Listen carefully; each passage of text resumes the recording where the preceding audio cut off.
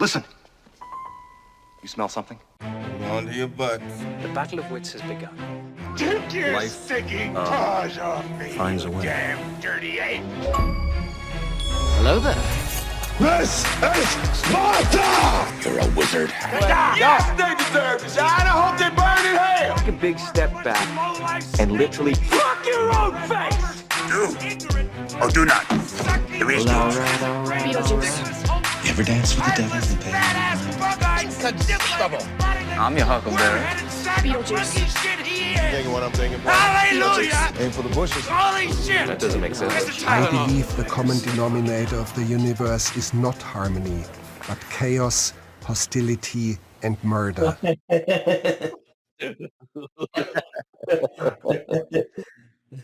So there's a guy, there's this YouTube channel called Internet Comment Etiquette. And if you ever get a chance, go and watch all of his videos. He's been running for like 6-7 years, probably longer. But he sells merch too. He's got the fighting soy boy, and then he has another one that's just, this one's like a second generation. He had another one that was just the soy boy, because he does like these topic episodes, and on one of the episodes it was like soy boys, and he was like making fun of that. So he has a merch store, and he he had somebody design the soy boy. He's got another one too where he did an episode on Alex Jones, and so he had an artist draw up these gay frogs. They're like stacked on top of each other, and they're in a rainbow. And Shelby bought me this and the gay frog shirt for my birthday. Yeah, check out that dude's channel. Dude's fucking funny as hell. Internet Comment Etiquette.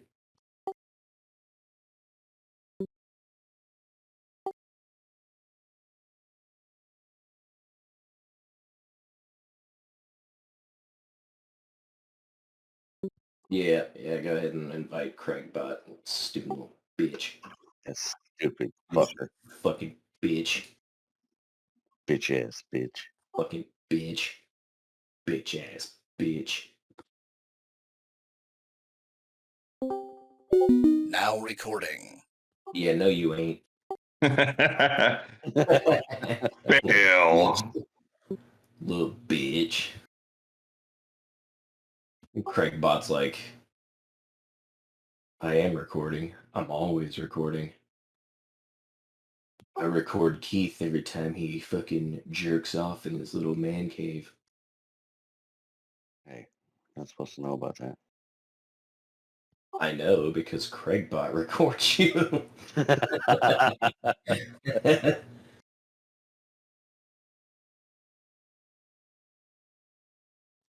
Stupid Craig Bot. Stupid Craig Bot. What is that green thing right by Godzilla's tail? What's that face? It's the Phantom. Of what? Yeah. The opera? Never seen it look like that. That's the original from the 30s, man.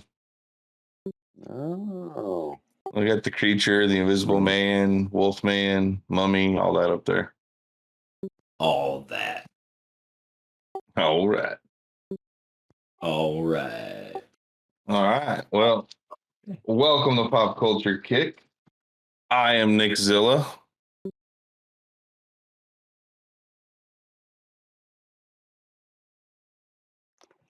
I'm Keith, freshly back from a 30-day motorcycle trip. And I'm Mark, the fighting soy boy. He just wanted to feel like what it was like to have his ass rumbled for 30 days straight. Hey, man, that was a great time. Yeah, Went through 24 states, 7,800 miles. Couldn't beat it. That's an iron ass. Blew out a tire. Did you see the picture of my tire? No, I'm just generally saying you probably blew out a tire. I was talking about your sphincter tire, but you know, Yes, I saw the picture. So you got the head gasket, and then you got the ass gasket. Careful not to blow an O-ring. Yeah, Hell yeah. I mean, 7,800 miles, you're going to blow something out.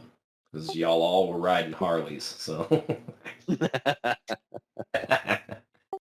Well, 78 something's going to break. 7,800 miles. I mean, even for a car, that's a lot of miles to be running in one trip like that. Yeah. Right. Yeah, we're doing 200, 300, 400 miles. One day we did 500 miles straight. Yeah. I mean, hell, the average person, according to insurance, is like 12,000 miles a year in a car. Motorcycles is much less than that. Yeah. So you probably did like 3 years worth of miles on your bike in 1 month. Worth it. You had to come home and do, since it's a Harley, you got like a $2,000 mechanic bill to change the oil. And Well, I had no tires when I got back. I had no brakes when I got back. And I had to do the 25K service, even though I did the 20K service the month before. Yeah. Hell yeah. So it's been a while. I've seen some things. I know Mark's seen some things. Have seen some things, I've yes. seen things, man. It's this will probably be a long show.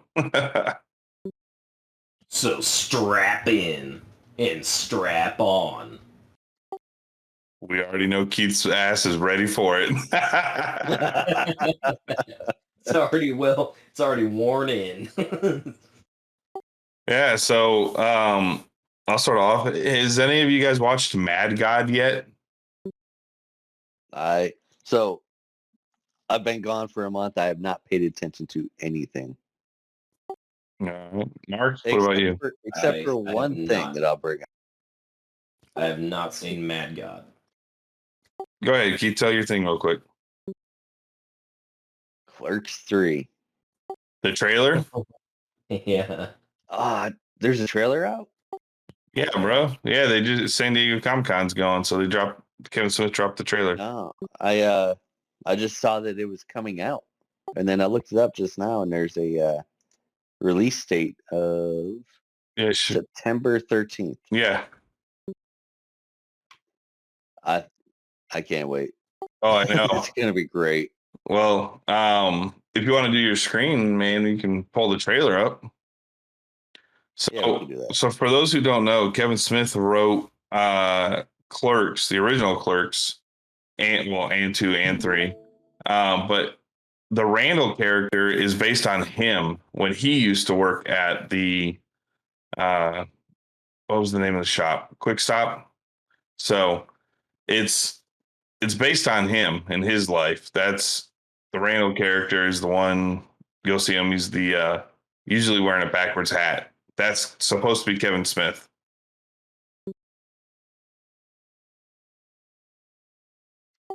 Do it. You ready? Yeah. Let's see it.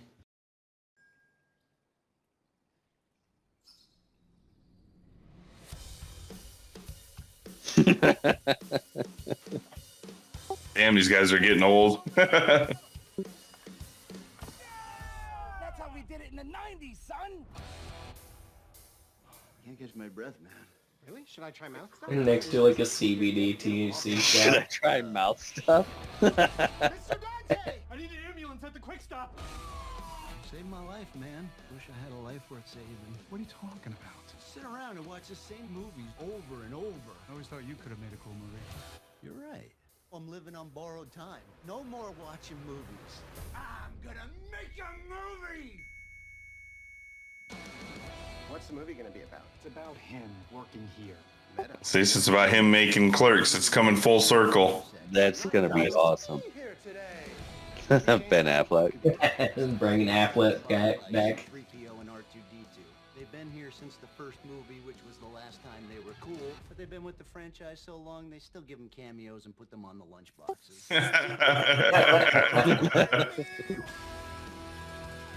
You know why the first Clerks was black and white? Stuff you used to say about the Death Star contract. Oh yeah, he had to save money on the budget. Yeah, he couldn't afford to film it in color because the fluorescent lights were too bright to film with in color, so he didn't have the money to go in and like alter that. So he's like, all right, fuck it, we'll just record it in black and white. You I had no idea, but that's pretty awesome. He sold his comic book collection to make the movie, To pay for it. and it set off his career. Oh my god, that thing is death. He's like, we could probably add more weed.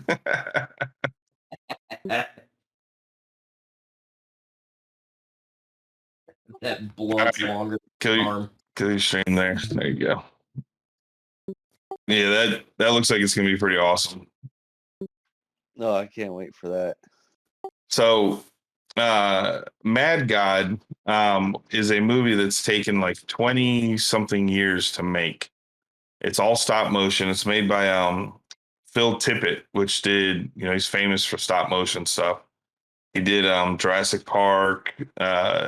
When they brought in the CG stuff, he was the one that made the comment of, stop motion's dead once the CG came into play. But what happened was that the animators didn't know how dinosaurs would move.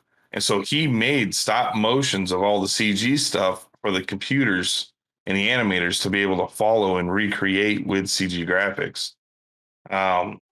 He's known for Star Wars. He did all the stop motion for Star Wars. RoboCop. Yeah, Starship Troopers. So he's a legend when it comes to that. So this Mad God movie came out recently, like just came out. And it's been like 20 something years in the making for him. It's crazy. There's no dialogue. It's just crazy scenes of stuff that they don't explain, but you'll find out like as you watch it what's actually happening. It's nuts. It's like that movie 9 with the little anime. Little puppet things. Yeah, the puppets. Yeah, it's similar like that, to where if there was no dialogue in it and it was just you don't realize or know what he's going on his mission for, you find out later. It's kind of similar. It's an assassin who's coming down. There's a big war. There's a big like scrolling thing that talks about it, but it's an assassin that comes down into like the underworld, and he's carrying a suitcase bomb, and he's trying to blow up the other people that are down there, and it's just crazy, man. At one point, like, he walks up and he sees a mountain of all these suitcases of all the other assassins before him. It's violent, it's gross, it's weird, and it's worth watching, man. It'll probably win awards because it's so eccentric and crazy. Mad God. Where do you watch it? Shudder, or The hell is that? it's a horror. Shudder is a horror streaming service. I figured that was the little photo thing. No, Shudder that's Shutter. Like, this is SHUDDER, like Shutter, like shuddering. Oh, okay. It's a badass app. Shudder is all horror. That's all it is. It's just a horror app.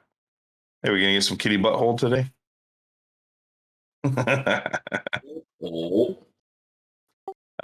But yeah, Shudder's a badass app, and it's exclusive on there right now. But you can go on the internet and find it. It's on the internets. Sweet. Okay. Sweet. It's crazy. So have you guys seen Stranger Things season 4?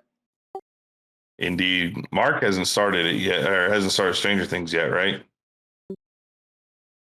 He's like, what are these things that are strange? That's me. Stranger Things. Yeah. No. Yeah. I watched I think the first episode of Stranger Things and hadn't continued on.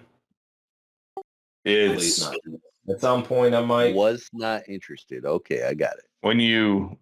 It definitely. So the first time I watched Stranger Things, someone else that was on my Netflix had already watched it, and so I went to go hit play to start it. And Yeah, it played the last episode, but I didn't know it was the last episode. I just hit play for Stranger Things. So I watched the very last episode of the first season first. I'm like, that's weird. All confused. I know. I'm like, what the fuck happened with all this shit? And it's a weird resolution for the end of the first episode. Hold on, who are these characters? Like, Who are these what are they people? about? Yeah. So then I was like, well, fuck, I don't want to watch the show now. I already know what happens. So I didn't watch it for like a year. And then when season 2 came out, I was like, all right, cool, I'll watch it. And then I started it over. And man, it gets you. It's a good show. It's pure 80s, like Stephen King horror, like, and they stay pretty true all the way through. And this last season was just like The Boys, man. I think that like it's getting better with each season. It's crazy. So Ooh, yeah. we've got it's called the Upside Down at one of the local venues here. It's like a little event they put on for Stranger Things. And so we're going through and watching everything. We're on season 3, like episode 3. And then we'll go into season 4 because I haven't seen it yet. And then by the time we hit episode 4, it'll be time for that event. Oh, so you haven't watched season 4 yet? No. Oh, so that clip that I sent you has no context.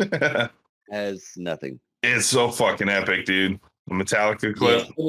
Yeah, I saw the clip. I mean, I had heard about the clip since the episode came out, so I kind of knew what happened there. Yeah, I heard people were upset about the Metallica thing, and then Metallica came out and it was like, everybody can be a fan. Yeah, well, Lars Ulrich is like, they owe me money. What it was that this is the new Napster. Fans were people who watched the show were going to like discovering like Metallica on YouTube, Metallica on Twitter, and they started following and commenting, and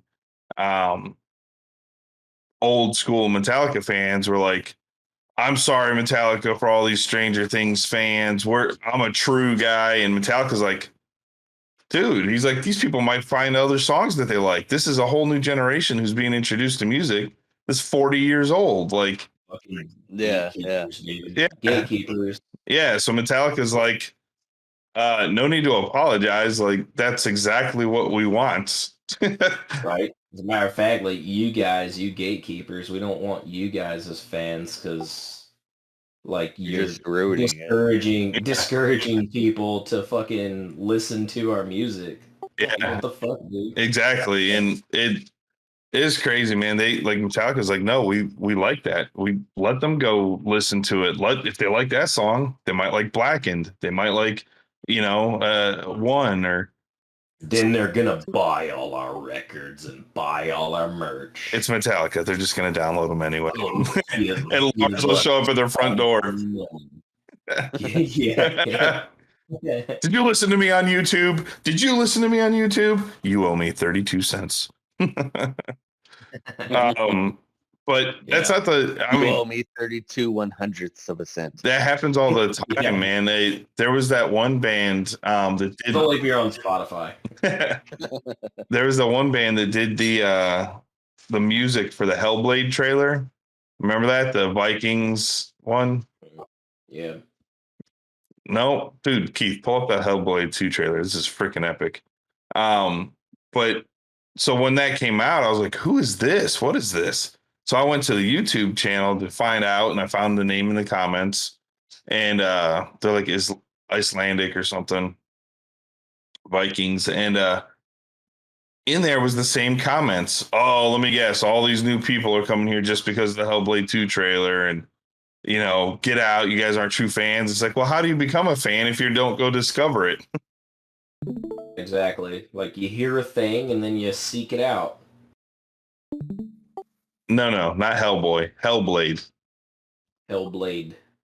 Hellblade 2. The first one. Yeah, that one.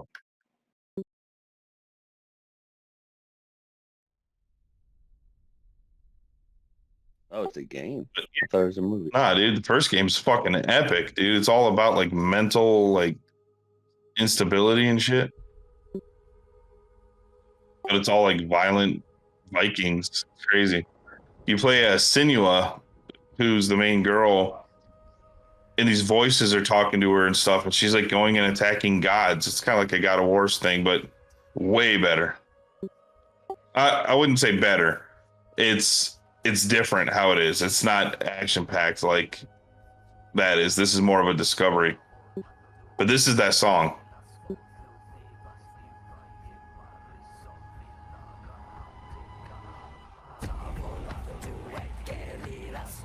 Sounds like the Who. Is that right? The Who? Yeah, Who? yeah. That's the like the Chinese or Mongolian metal band. Mongolian. Yeah, the throat singing.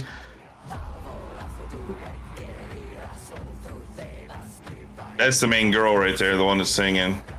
This scene right here, they have a new trailer that's out that is freaking crazy.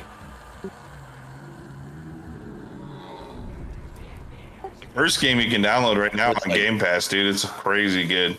It looks like the Quake symbol.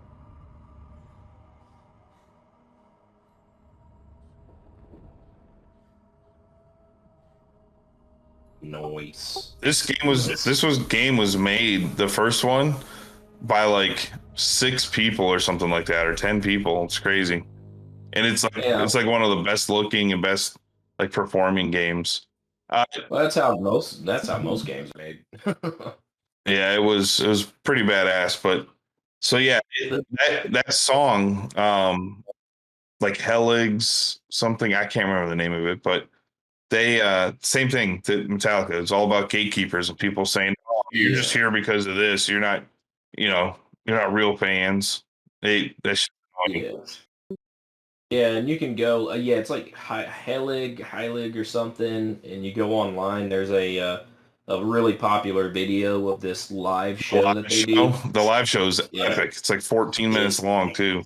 Yeah, it's fucking wild. It's so good. It's so metal. Yeah, and it's all like traditional, just like, traditional like Scandinavian. It, like they do a similar kind of throat singing thing as like the Mongolian. Yeah, and I think there's like some people in Tibet that do that throat singing too. Yeah, but it's pretty popular. So yeah, that's all same thing. The gatekeeping and not letting new fans in because they rediscovered. Actually, that was Post Malone with Ozzy Osbourne. Did you hear that? Yeah. Same thing. Yeah, I heard about that. And everyone's like, I don't know who this Ozzy guy is, but Post Malone's going to make him famous. Like all the kids that had no idea who Ozzy Osbourne was. It's like when Paul McCartney played the Super Bowl. Everybody's like, make him famous. Right.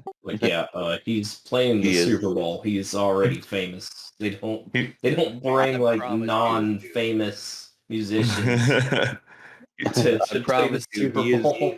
He is well known. But yeah, and then all the gatekeepers want to hate on these, the newer generation for not knowing who these people are, but it's like, well, it's your guys' fault. Yep.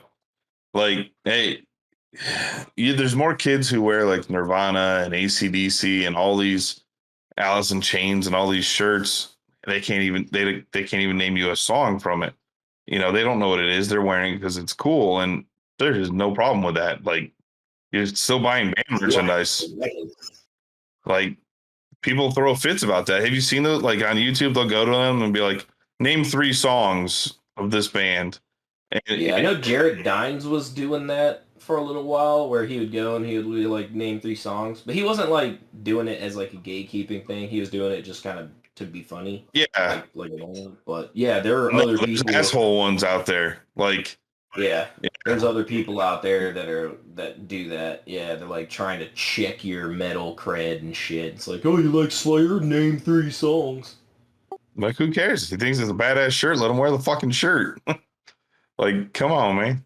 It was funny, actually, talking about that in metal, which, like, that's a huge problem in metal, But I saw recently this video of Trevor from Black Dahlia, and he was going around, and he was like, I think he's like in New York or something, like really busy street, and he's going and playing like one of the new songs off of like the new album for these people, like all kinds of people, old, young, black, white, Hispanic, all that stuff, and just filming their reaction. Right, he was doing this for like Loudwire or Revolver or something, so he was doing it for like one of the big online media, metal publishers.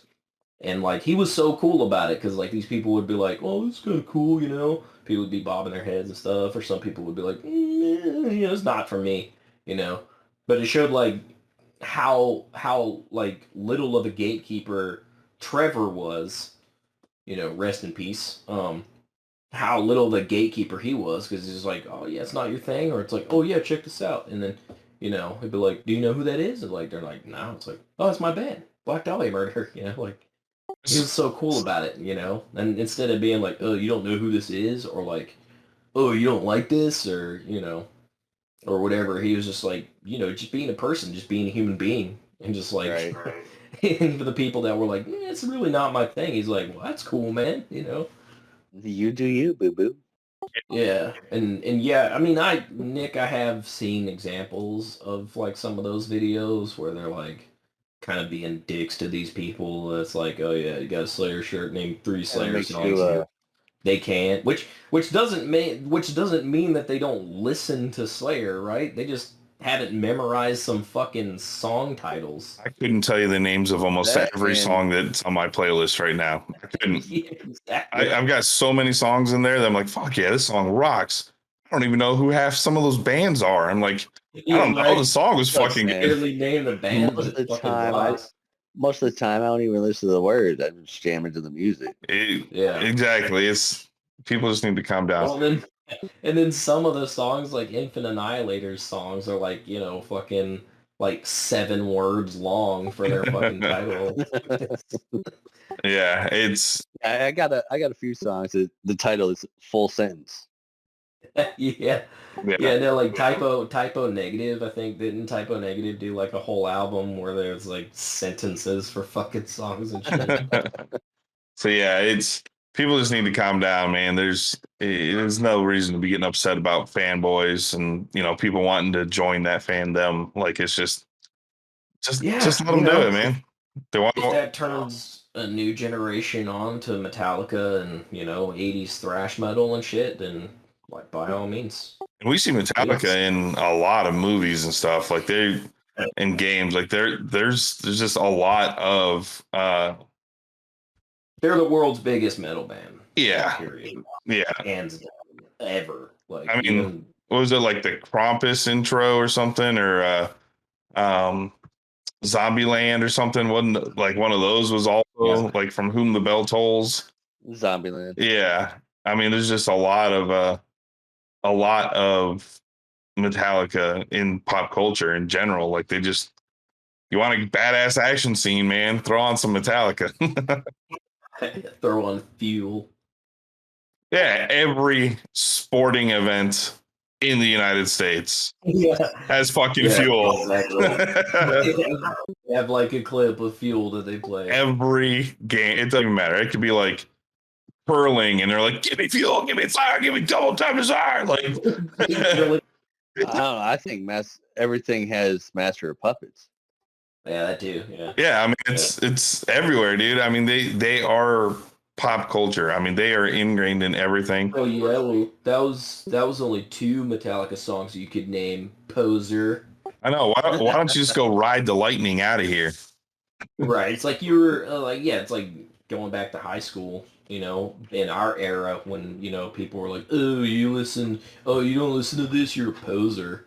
Yeah. Or you've only been listening to Mudvayne for say Mudvayne releases their album, it's like, "Oh, you've only been listening to Mudvayne for like 2 months?" Man, I've been listening to them for like 5 years.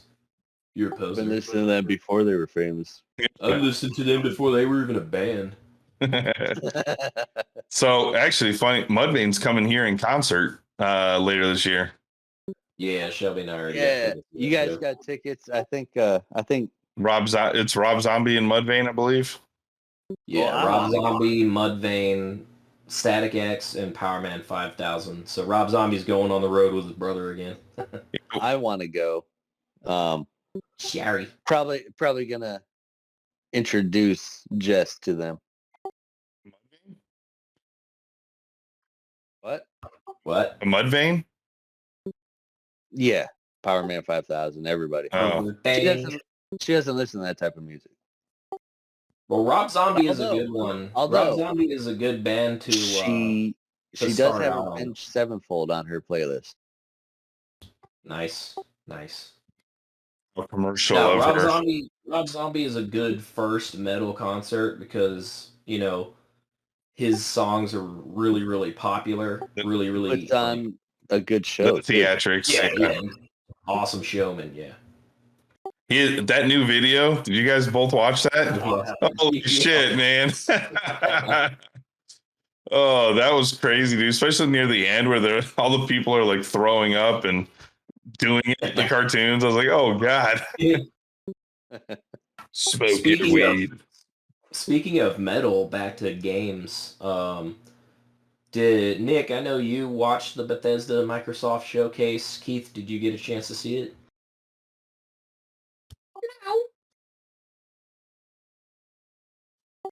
He did not. He was shaking his head. No. Okay. So one of the standout ones, I got a few different things to talk about for that Microsoft Bethesda showcase, but one of them was that horror adventure game, Scorn. Yeah, that was the. I already have it was supposed to pre-downloaded. be- Yeah. It's supposed to be a launch title, right, for the new Xbox. Yes.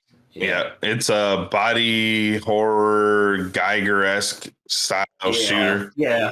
Very, very. I mean, You name actually, it, it some has of some of the promo materials is like a direct ripoff of HR Giger, actually. Yeah, But yeah, that's also made by a small team that is they're big fans of Geiger, and I mean it's crazy. Like the gun is like a worm that they're like playing with and stuff. Like it's just nuts, and like you have to like I don't know it's gonna be gross and it's gonna be awesome. They gave the option for Game Pass to pre-download, so I did. It's already ready to go. Oh, it didn't look like my type of game, but I think that's the first Xbox Series game, right? No, they've had some other exclusives come out. I'm just saying, mostly everything has been. Oh yeah, you can play it on the one too. Yeah, there's been some others that were on here. We're gonna start seeing a lot more of that though coming. There's gonna be a lot of games that are exclusive to the Series S and X. Start phasing out the one. Yeah, they'll start though near the end of next year is when that starts going. But Xbox is big about cross-platforming, so Xbox One's gonna have games coming out for it for probably the next 5 or 6 years still. Probably till the next Xbox comes out. I mean, hell, they just announced that they're going to stop doing Xbox 360 games on Games with Gold. yeah. Someone's at risk of burning a whisker. Yeah, no kidding. Yeah. No, that game looked really, really cool. That one really stood out to me on that one, just the visual style. But I also read into it a little bit, and there's no cutscenes in that game. The way that they're planning it out, like the story all unfolds like during the gameplay. I think they just drop you right in too. Like you literally like wake up. Yeah, you get dropped into the game and you got to figure out like what to do. Did you guys watch that video that I did where I had to censor the kitty butthole? I put a little black box and I had it like hovering over the cat's butt. Yeah, dude, that game looks awesome. Let's see. Ooh, I did watch Studio 666. Ooh, yeah. Ooh, how's that? Dude, that was way better than I thought it was gonna be.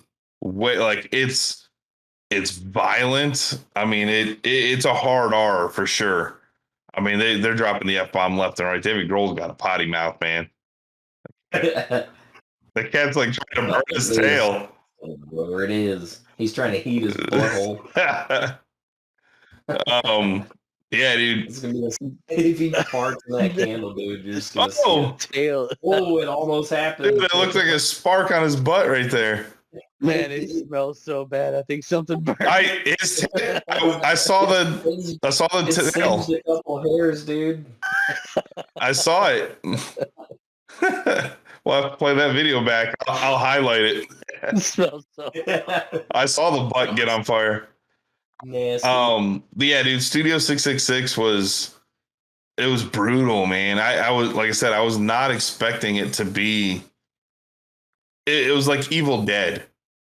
Yeah. And you know, it was Evil Dead kind of funny. That's how the trailer looked. Like, I haven't watched it yet, but yeah, that's how the trailer looked. It was very Sam Raimi horror style. Yeah, it was. It was very, you know, an homage to Sam Raimi, or he produced it. I don't know. I didn't look that far into it. Dave Grohl's got the money. But oh my god, dude, it was good. I couldn't believe the like the violence in it. Carrie King's in it. Yeah.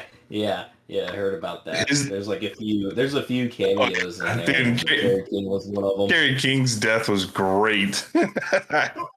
It's just Spoilers. it's yeah, they all. Yeah, that's what the movie's about. Dave Grohl gets possessed by a demon and starts killing everybody. And what's cool is, like, in the beginning of the movie, you know, David Grohl's like he's portrayed as like this bumbling just musician. He's like, I'm a rock star and he can do whatever he wants, and you know, and everyone's like, okay, Dave. Like the whole band's like, okay, Dave, whatever Dave wants, let's go do it.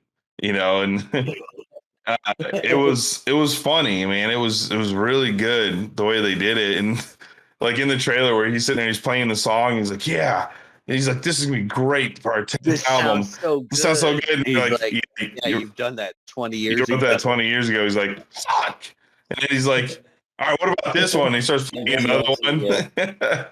It's Everlong. Yeah. That scene was great. And then the part where he gets possessed was really good too. So you need to watch it, man, because it was good. Especially if you like movies with horror, heavy metal, just like that Lords of Metal on Netflix, man. The Lords of Metal on Netflix was great too, because it had the music and the comedy. You saw it. Mark, did you see it yet? I hadn't watched that one. Oh man, it's good. That movie was great. It's was it War Pigs or something, right? That's the song they're using in that one. That's the big song. I think so. But yeah, the Lords of Metal was good, man, because it shows a kid who has no idea how to play an instrument, and his best friend's talking him into doing the Battle of the Bands. in like 6 months, there's the Battle of the Bands at school, and he's like, we're gonna be the best metal band ever. And he's like, you just need to learn how to play an instrument. And so the kid's like practicing. I think it's War Pigs is what he plays.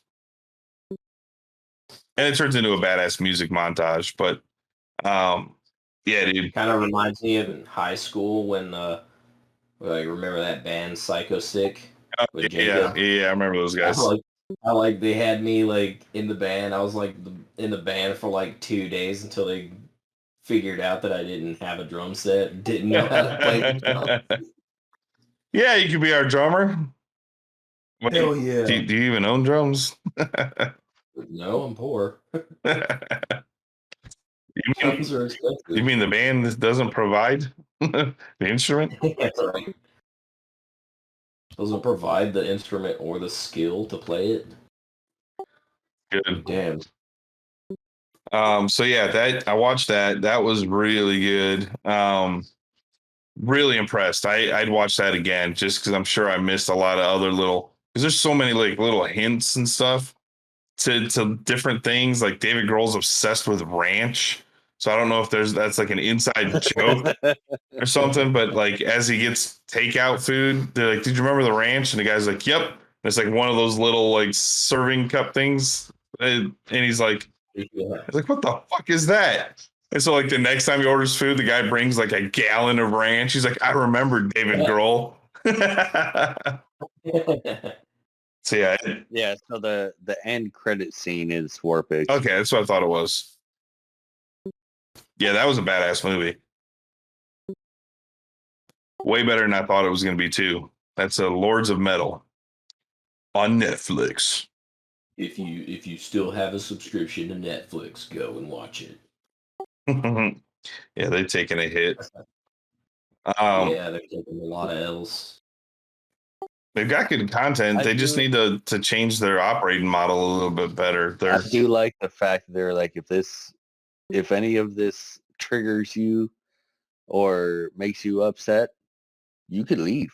Get the fuck out. You ain't gotta watch it. Yeah, don't push play, asshole. If you know it's gonna piss you off, like what? No, that's what they told their employees. Oh. They said we're done with this social justice shit. Yeah, so I think it was a reaction to the Chappelle. Yeah. The last Chappelle special. Yeah. You're a media company making everything from children's cartoons all the way up. I mean, they make they have exclusive Pokemon stuff, like all the way up to some crazy ass movies, man. Like, yeah. I mean, something's gonna offend somebody. Yeah, pretty much everywhere. I mean, it's the same thing. Like, just if you don't like it, don't watch it.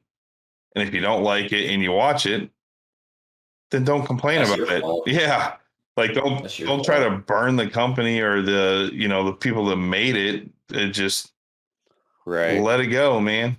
Let it go. It's like everything on Facebook. If this offends you, just keep scrolling. Yeah. Mm-hmm. Like, yeah, you don't have to comment. You don't have to like. Just keep scrolling. You know what I mean? Like, I'll see comments in there. I'm like, oh my God, this fucking idiot. And I want to go in there and just like burn them. And I'm like, yeah, and that's going to turn into a freaking just, 5,000 other people thinking their opinion and throwing it in there. And it's just going to turn into a mess. So I just ignore People's opinion. The people just don't realize that nobody cares about their opinion. But they think you should. They think that they think they should take your opinion and make it law because your opinion's better than their opinion. They will ram that opinion in both your ear holes. And then ostracize you for not changing your opinion to their opinion. Opinion right now. You want my opinion? I'm watching the end of Metal Lords. That concert they put on. It's good, right? Skullfucker. Your opinion you so hard. You know what? That was a pretty cool band name, but you know what band name I thought was like one of the best ones I had heard? It's from Diary of a Wimpy Kid. No? The name of the Roderick, his brother, his band, Loaded Diaper. That's such an epic like band name, man. Loaded Diaper. Oh, that's awesome. Who else has watched something? Because I got a whole list of things I've watched. Tell us about Terminalist. Let's talk about yeah. I haven't watched it yet, so don't spoil it, but give us how is it? All right, so fuck. Well, all right. That's the Mr. Becker, give me 2,000 words on the Terminalist. Okay. I'll just give you 2,000 fucks. Just put in 2,000 font. Goddamn, dude. Yeah. Shelby and I watched it together, all 8 episodes.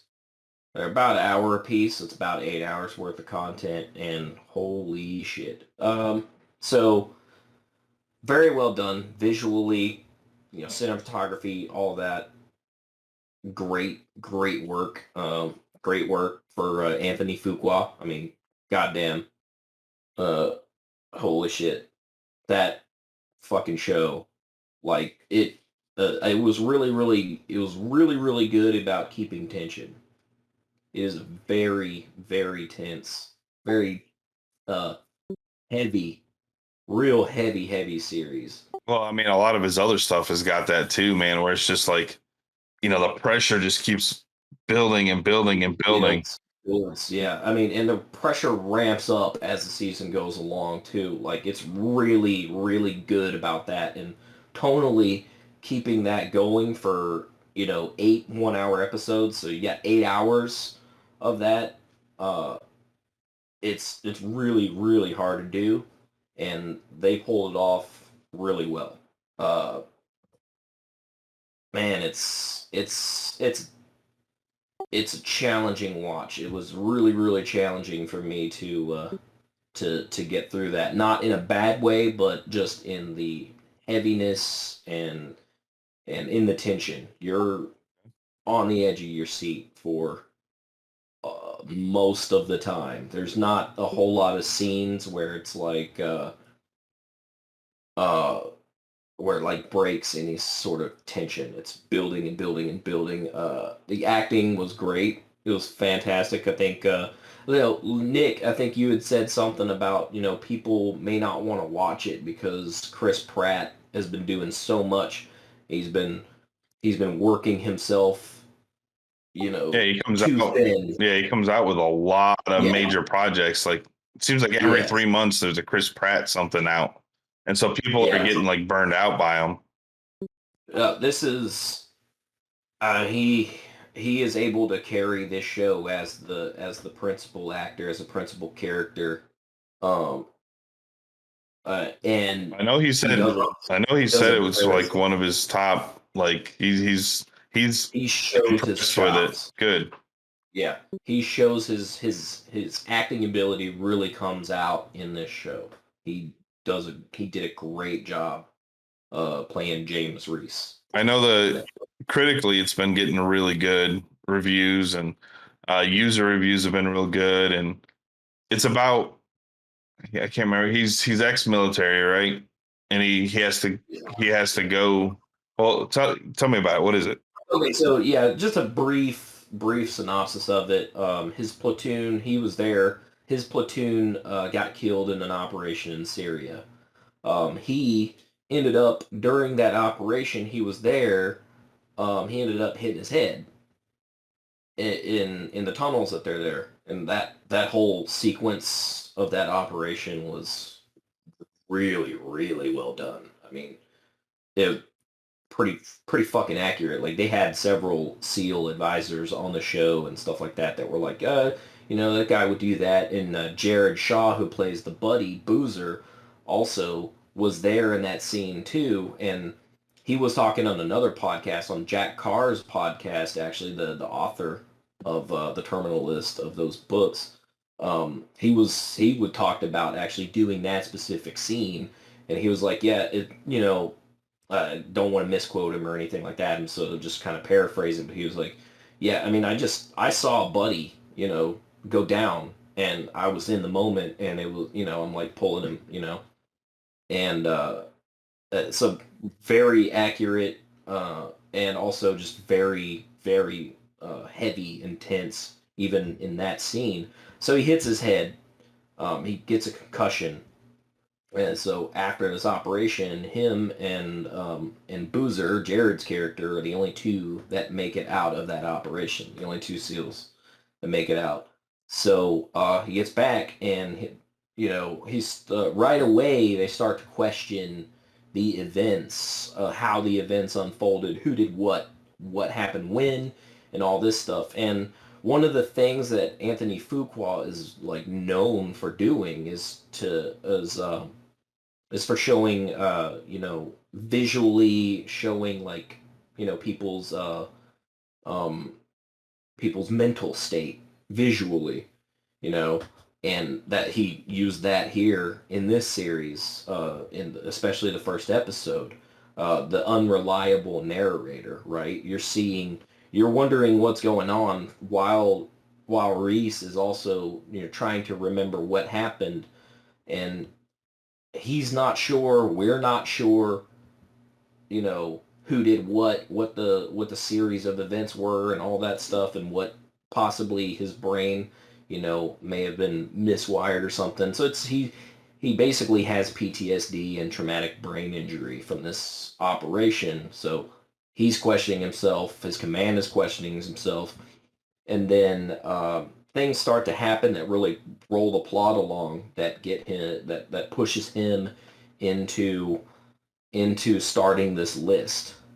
Okay. Yeah, I remember right at the end of the trailer, he's like, "Don't be on my list," or "Don't get on my list," or something. So They'll be on my list. So it's a kill list. okay, You know? it looked like a mix between like Born and Yeah. Yeah. oh damn it, I just had it. A lot of the reviews that I have seen where people like stand aside Jason Bourne, like this is the new Jason Bourne, or like they're comparing it a lot to Mission Impossible and other espionage, and thriller, suspense Yeah, movies. I'm down, man. I love all that. Like, It's a great show. Yeah, I don't want to give away too many details since neither of y'all have seen it. yeah, And of course, people listening to the podcast may not have seen it. Go watch the Terminal List Terminal List. Amazon Prime. so we can talk about that shit. It's up on Amazon Prime. You know what else is Great show. It's worth watching. There's a few Amazon Prime has come out with some pretty decent shows recently. The Reacher show, Jack Reacher. Fucking yeah, and also Jack Ryan. That's like a couple years that's ago. what I was just about to say. The Jack Ryan, they've got 2 seasons, I think now. Oh my god, dude, that's a great show. Like, holy shit, did they do good on that? John Krasinski, same thing. John Krasinski really carried that show and showed that he had the chops to play that character.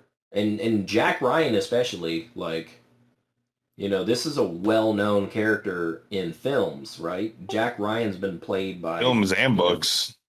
Yeah, films and books, but like, Harrison Ford, played Jack Ryan. Affleck did.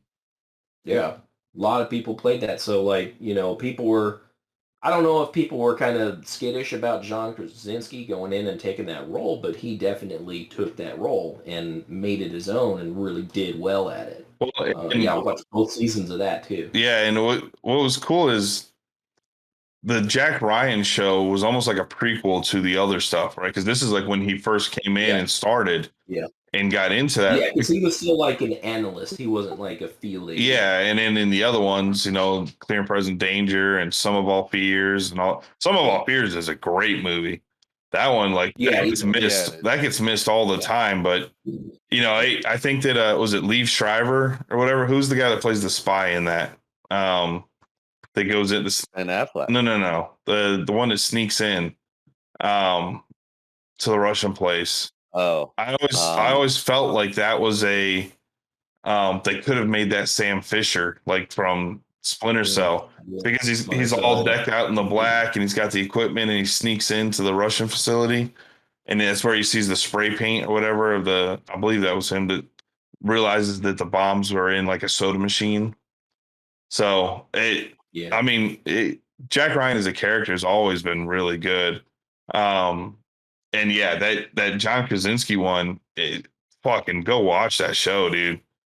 Yeah, he gets the shit kicked out of him that first season. Holy shit!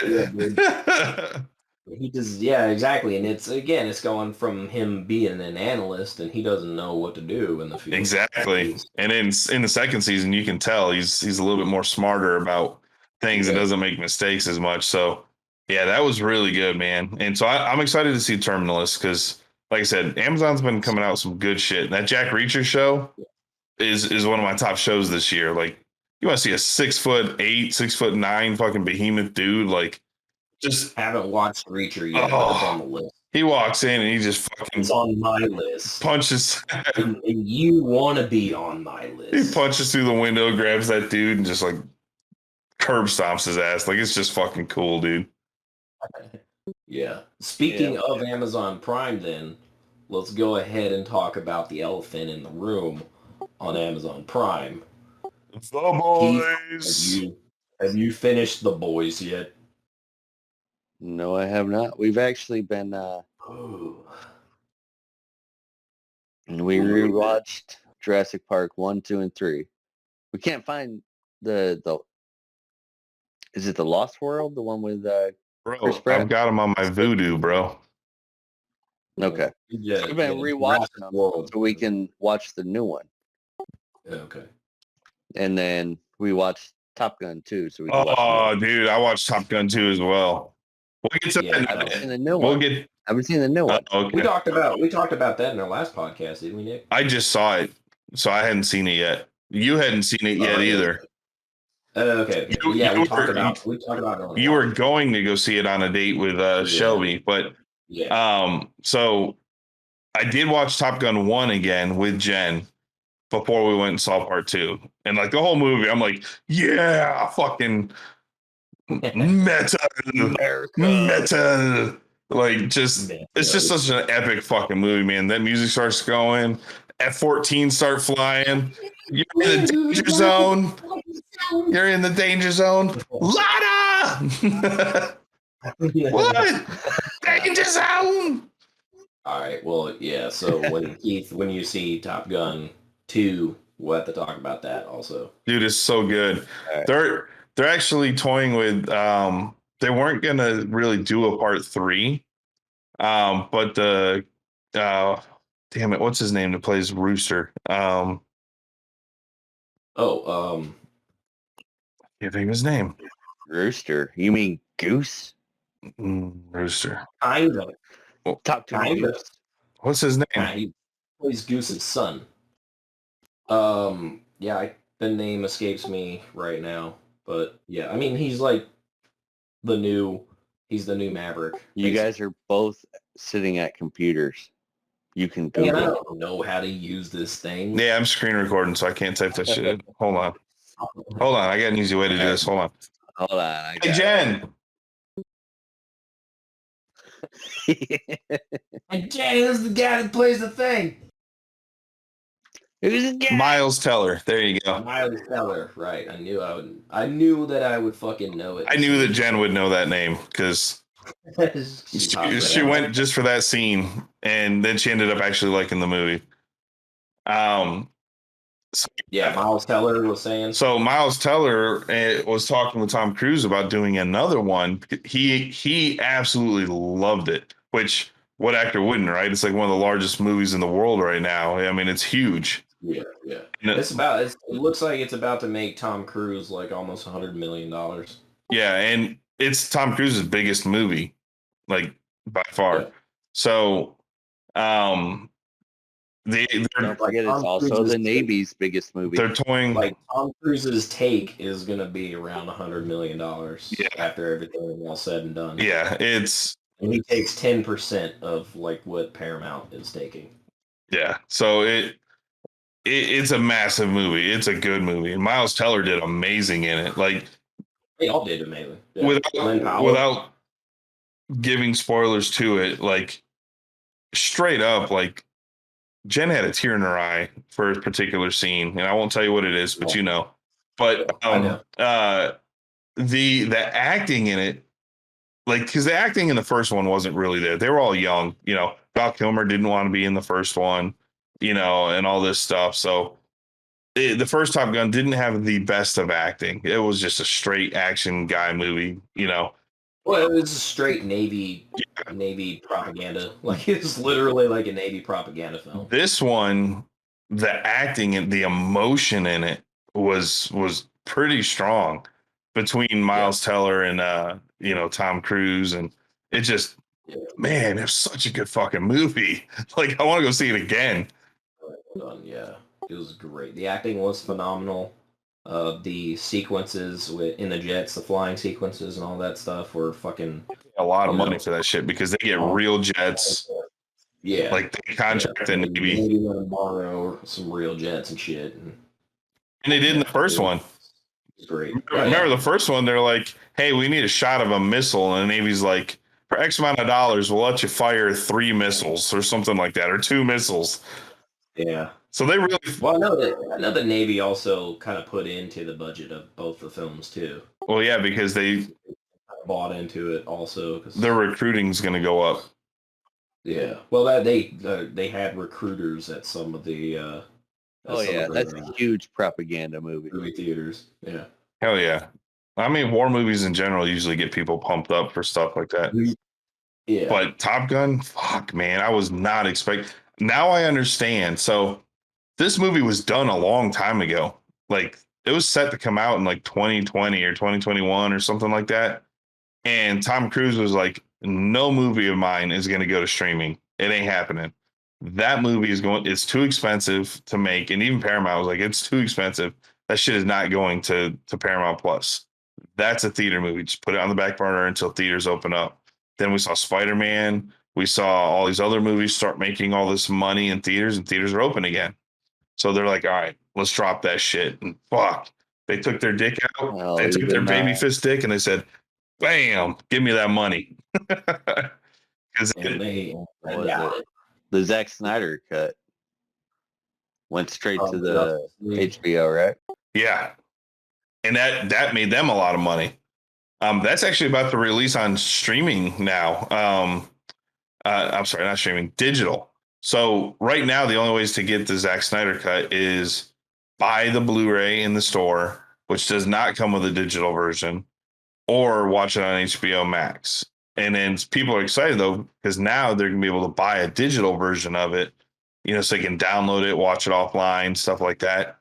I mean, I think you can download it on HBO Max anyway, but it's just another way to own that movie. So that's gonna make a lot of money for HBO, man. It did when it came out, but if you haven't seen Top Gun, fuck you. Fuck you. Hey, fuck you. Fuck you, Will. Fuck you, Dolphin. Look at this shit you walked. All right. So Terminalist, Amazon, watch it. Terminalist, watch it. Reacher, watch it. Top Gun, watch it. The Boys. So Keith hasn't seen it, so we can't spoil it, but fuck. We talked about it on the last episode with the giant penis. That's all I'm gonna say. It's fucking funny as shit. Keith, here's what you're getting ready to walk into. I'm just gonna tell you, I'm not gonna tell you what happens. They built a like 13-foot tall by 20-foot long, full-sized penis for a scene. They built this penis in real life for this guy to walk in. And the scene is fucking glorious. I'm just telling you. It's amazing. It's amazing. Please tell me it was perfect. I have not been so excited ever to talk about a giant cock before, but damn. It is all practical. Yeah, like Nick said, it was like they built this. He's like, they keep giving me money, so I just keep building shit. He's like, fuck it. We don't need to CG that shit. Build it. Build me a dick. You gotta watch it, Keith. This season is the best season of all of them. Like, they really stepped this shit up on this season. That finale though, holy shit. Holy shit. I liked this season so much that I just bought it just came in yesterday. A life-size giant 13-foot cock. I pour all into it at night. No, The Boys Volume 1 of the Omnibus. Yeah. So right now they're only $20 on Amazon to buy each omnibus, and there's like 5 of them or 6 of them. And that's cheap compared to like what the compendiums were for Walking Dead. Like Walking Dead, right? You paid like $100 for those things. Yeah, they were expensive when they came out. Each one. Yeah. So these are $20. They're about that thick. They're about a quarter of the size of the compendium. So I mean, it's $60 to get to the same thing. But there's like 5 of them, and they're like $20 each on Amazon. So for a little over $100, you can get the entire run. I only bought the first one. I'll get them each in stages as I read through it. But I'm excited, man. I'm so excited to start reading that book because apparently it's like way beyond even the show, like just messed up. So I'm excited, man. Keith, you gotta watch The Boys. Yeah, you gotta watch it. You gotta watch The Boys. You gotta watch Terminal List. Mark needs to watch Stranger Things. You're gonna like Stranger Things, dude. I'm telling you. The first season starts out slow. I mean, some people it catches right away. But you get 3 or 4 episodes, I'd say about 3 episodes into that, and you start realizing what's going on. Dude, it is straight up like Stephen King, badass horror. Got it. So Dan Aykroyd and Jim Belushi.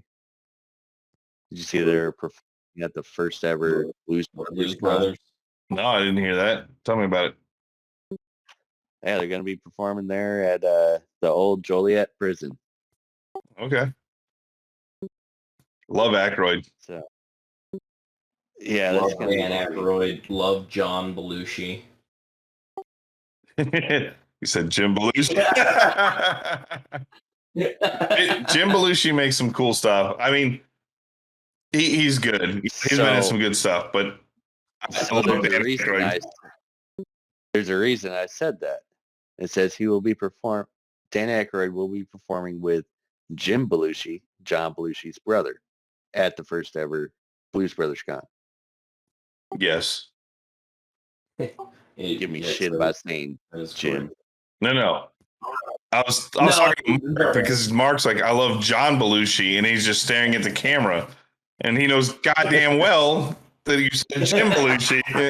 I know exactly what you said. Yep. So that'd be interesting. Asshole. That's in August. And then did you guys see? I know I showed Nick, but Skull and Bones, Skull and Bones, Ubisoft's pirate MMO. The pirate game. Yeah. We watched the trailer of that. Yeah. Did you? Okay. Well, no. We didn't. No, he sent us the trailer. We didn't watch. Oh yeah. We watched, I think, the old trailer from like 2018. Yeah. Yeah, this game's been in production for 5 years already. Yeah, which it usually takes about 7 years to get a game out. AAA games take forever to come out. So, right. I'm just hoping this doesn't get the usual Ubisoft treatment. Oh, they put a lot of money into this one. It will. It will. You know, the Division they got Ubisoft hard. Yeah, so Ubisoft is changing a lot of their stuff. They've moved games around. So the Prince of Persia remake, they took off of this other team and moved it to another team to redo because it didn't, it was getting Ubisoft. This game is there's no campaign to this game. It is an online service game. It's like a Sea of Thieves. You go in, there's like 20 people in the server.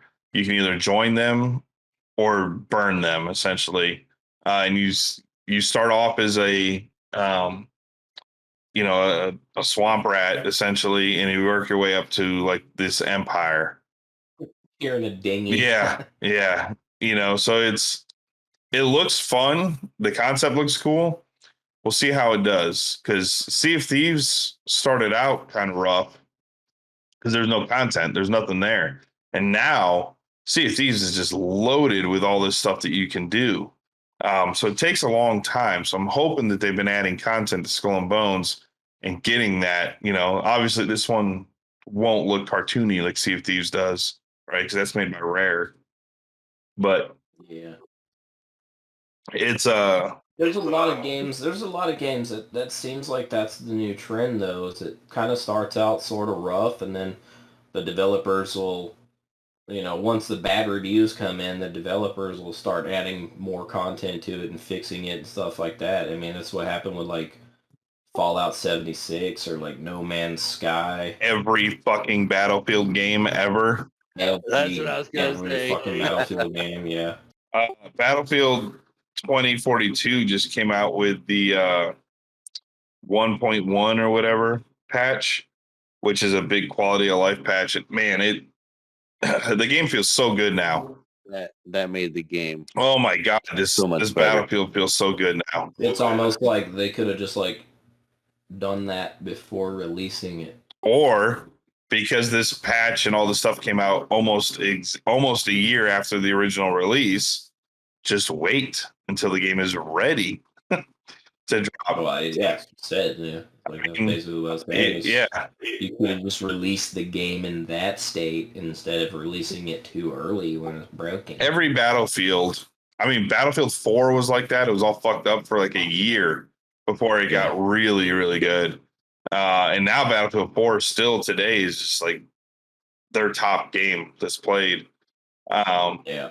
You know, they're making another. So the people at DICE, I think I have a news article about it. Uh, there's DICE is already planning the next Battlefield. They're hiring some big roles. So what they're doing is normally when they make a Battlefield game, it's all about the multiplayer. Then the single player is an afterthought. They come in and do a single player, off the engine and everything. But this time they have a team dedicated to campaign. So they're already hiring people right now to get it started and going. And then they have their multiplayer side, right? The game's not going to be out for years, right? They said it'd be another 4 years probably till we see anything on this new Battlefield. But they're already working on it now. They're building a campaign. I think they learned their lesson because they lost a huge market share with this. Huge with this release. 2042 burned them hard. They ended up having to refund people and stuff. Like, it's never good when a developer's refunding people, like CD Projekt Red with Cyberpunk. Like, that's not a good thing. Yeah. Bethesda with Fallout 76. Yeah, Fallout 76 was massive hit for them. Who is it that does Diablo? But Blizzard Activision. Yeah, they're getting burned for this. Diablo just came out the mobile. Well, the mobile one, Immortal, because it'll take you somewhere like, I think they said it'd be almost like $100,000 worth of loot boxes to get all the loot and all the best loot in the game. And people are like, that's fucking obscene. Like, in order to get to end game, you need these like gold, like 3-star items or whatever. The only ways they get them is to get loot boxes. Well, there was a streamer that did 10 grand on stream. He bought $10,000 worth and didn't get a single one. Like, that's predatory. Like, that's fucked up. Yeah. That needs to be outlawed, man. These microtransactions are ridiculous. It's gambling essentially, and I think there are a lot of people that are that do want to see some sort of law, especially in the games that are targeted towards kids and stuff. Fortnite, how they got in trouble for all that shit. Yep. Yeah. Because it's essentially gambling. That's all loot boxes are. It's a game of luck. I am fine with microtransactions as long as it's like they do in Halo and stuff, where it's just a skin. You want your character to look a certain way and look cool, and you want to drop $10 and and then it's not like random shit exactly either. Like, you know exactly what you're buying whenever like you said, it's like buying a Halo skin or something like that. You're getting exactly what you want, right? And it's aesthetic. Yep. You either need to make it to where you can earn the credits to buy the loot boxes easier without grinding hundreds of hours of just nut punching boring shit. They're not going to do that. I mean, grinding has been a thing, for a long ass time, a couple decades now. Yeah, oh yeah. Is grinding. They're never going to solve the problem of grinding. And grinding's fine. It's just if you're going to put loot boxes, and your rewards for grinding is going to be in-game currency to buy those loot boxes, you need to make it more manageable or a little easier. If you don't want to take the fire for making it where you can buy loot boxes with real money and drop 10 grand and not get a good piece of armor, there's a problem with that R&D or RNA or whatever, the fucking randomization that they use. Like, right. Random number generator. Yeah, RNG. There you go. Yeah, there's a problem with that system. If you're spending 10 grand on loot boxes and you can't get it, it's not a problem. Like, they build it, they build specifically. It's not because it's not random.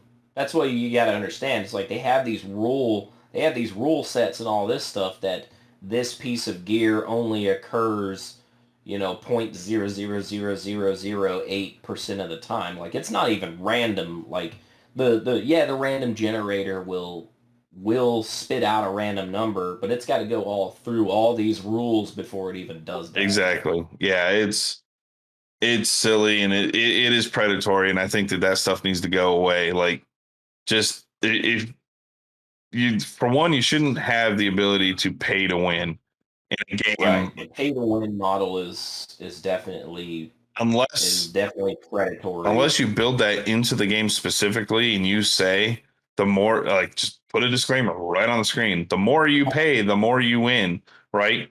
Do that, and in that way, I can go fuck off into something else and be like, no, I'm gonna go play some. I'm gonna go back and play some. That's what Happy Feet something that I'm willing to put a That's, lot of time into and not necessarily a lot of money. that's what broke Battlefront. Yeah. So Battlefront 2, Battlefront 2, yeah. EA got raked over the coals on that one, and they went in and pulled that shit out because you could buy upgrades, and better weapons that outperform what, the average Joe is not going to go spend $30, $40, $50 on loot boxes to get that gun. So yeah, it's right. I think, because the developers, all that does is goes back in to help pay for the game and support, which I'm fine with. But just do it in the forms of skins and cosmetics. Look at Fortnite now. Fortnite, you know how much money they bring in just on like buying the new outfits? It's fucking insane how much money they bring in. Halo, is pulling in crazy money. I saw somewhere that I saw Diablo Immortal. I think that's the game I saw. They're pulling in something like $20,000 a day or every 12 hours or something from people buying loot boxes in it, trying to get that stuff. Like, all you have to do is make a mediocre game and add loot boxes. Almost all those mobile games, every ad you see for a mobile game or any of those, they're all free to play. Yeah. Yeah, Raid Shadow Legends. Yeah, exactly. All that shit, Boomtown and all these other ones. And some of those games are really fun until you hit a certain point where, like, now your resource gathering is taking too long to be able to counteract something. So hey, a lot of times it's on a timer. Like the resource doesn't refill until you gotta wait 10 minutes or something. So I played that Star Wars one where you would build the bases and stuff, the Star Wars Commander or whatever, and it was really cool. Yeah. But what would happen is you hit a certain point where in the game where other people will start attacking you, but you can't get the resources fast enough to build the defenses quick enough to get them. So then they're like, we'll just use your emeralds to speed things up, your kyber crystals to speed things up. Oh, but you're out of crystals? For $5.99, here's 50 crystals. Exactly. And you burn through that in 2 minutes. And then it's like, oh, for $7.99, here's 55 crystals. You're out of crystals. Yeah. So, all of those $9.99, here's 5 kybers. All of those games are like that. They're great and they're fun up until you hit a certain level, and then it requires you to pay in order to keep playing. You know what games actually? Well, Zynga was one of the mobile companies that popularized that. Like games like Candy Crush and Farmville and stuff like that really like started that trend that you see in those mobile games where it's like, you can't do it anymore. You either gotta wait 10 minutes till this refills. You get 1 gold every 10 minutes or something, or skip the queue, and for $10 you can get X amount of shit. Like I mean, exactly. That's an industry weird when it comes to mobile games. Those free to play games. I think. The freemium, that's the freemium model. Yeah. Didn't Microsoft just buy Zynga, or was that Sony? Somebody just bought them. Some studio did. But yeah, it's crazy, man. Like it won't change until, Congress or something comes and pulls something down to, because of the gambling. I know they've been trying for a long time, especially when that Star Wars came out. That's when we started hearing about that. But Yeah, Battlefront 2 was definitely, that was a huge thing Yeah. that got on Congress's radar about that. I mean, it is. It's betting and gambling. If you have to put odds to get something and you're paying money, that's a gamble. And that's illegal in many states for kids to be doing and minors. But you could play the stock market in all 50. Yeah. That's true. That's true. But that doesn't have an odds like the gambling does. That doesn't have a one in 400,000 chance that you're going to make money. That it has risk, but it doesn't have odds. Exactly. It's the odds. That's what they're catching them on. But yeah, so anyway, back to Battlefield. So 1.1 came out. The game is amazing now. They added a battle pass. They added all this stuff. And what I do like is that a lot of the games now are, when they have the battle passes, they have the free, so if you don't want to pay for the battle pass, you can still unlock free things throughout the progression. So it's pretty cool. Let's see what else. What else? Ooh, you know what I did watch? The Unbearable Weight of Talent. The Unbearable Weight Nicolas Cage Talent, Nick Cage movie. What'd you think? Wow, Nick fucking Cage! Like he just, oh my god, dude, he just I don't even know. It's hard to even just talk about. It's so good. He when they're fucking driving on fucking LSD. Dude, did you watch it? Did you watch it, Mark? Yeah, we talked about it on a previous podcast that I'd watched it. No, I don't think we did. Yeah, we did. No, because I watched it after the last podcast. No, we watched it. We watched. Did we? We talked about it that I had watched it. Oh yeah, man! Holy shit, was that movie good, dude? I love the part where he's going over the wall and he's like, "Just leave me, it's okay."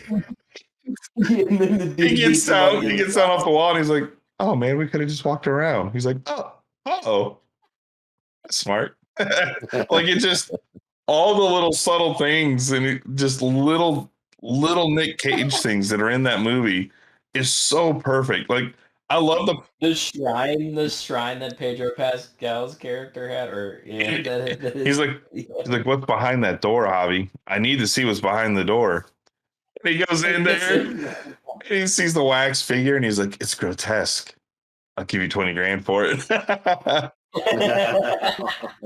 Oh, dude, it's see the guns from Face Off and the fucking wax and all the shit on the wall, the whole wall full of all the stuff. Like it just so good, man. His internal from the Reality Bites or whatever that was to the internal Nick Cage that talks to him. He pulls over the car and he tells him to get out. He's like, "I'm in your fucking head, Nick." Oh, it's good, man. Holy shit. Dude, like I said, it's hard to even just talk about because every scene. That's his best movie since Mandy. It was so good.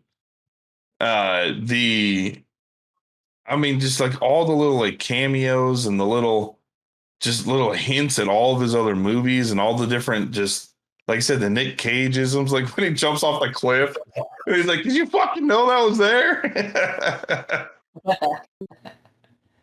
Oh, it's good, man. I really enjoyed it. It's worth a watch, and now I understand why so many people loved it. Yeah, it was amazing. Yeah, that's why. Because we had talked about it. Remember, it had been doing its South by Southwest run. Yeah, and it had all the stand-up ovations and all that. Yeah, and then after that, they released like a limited run. We saw that at Alamo Draft House.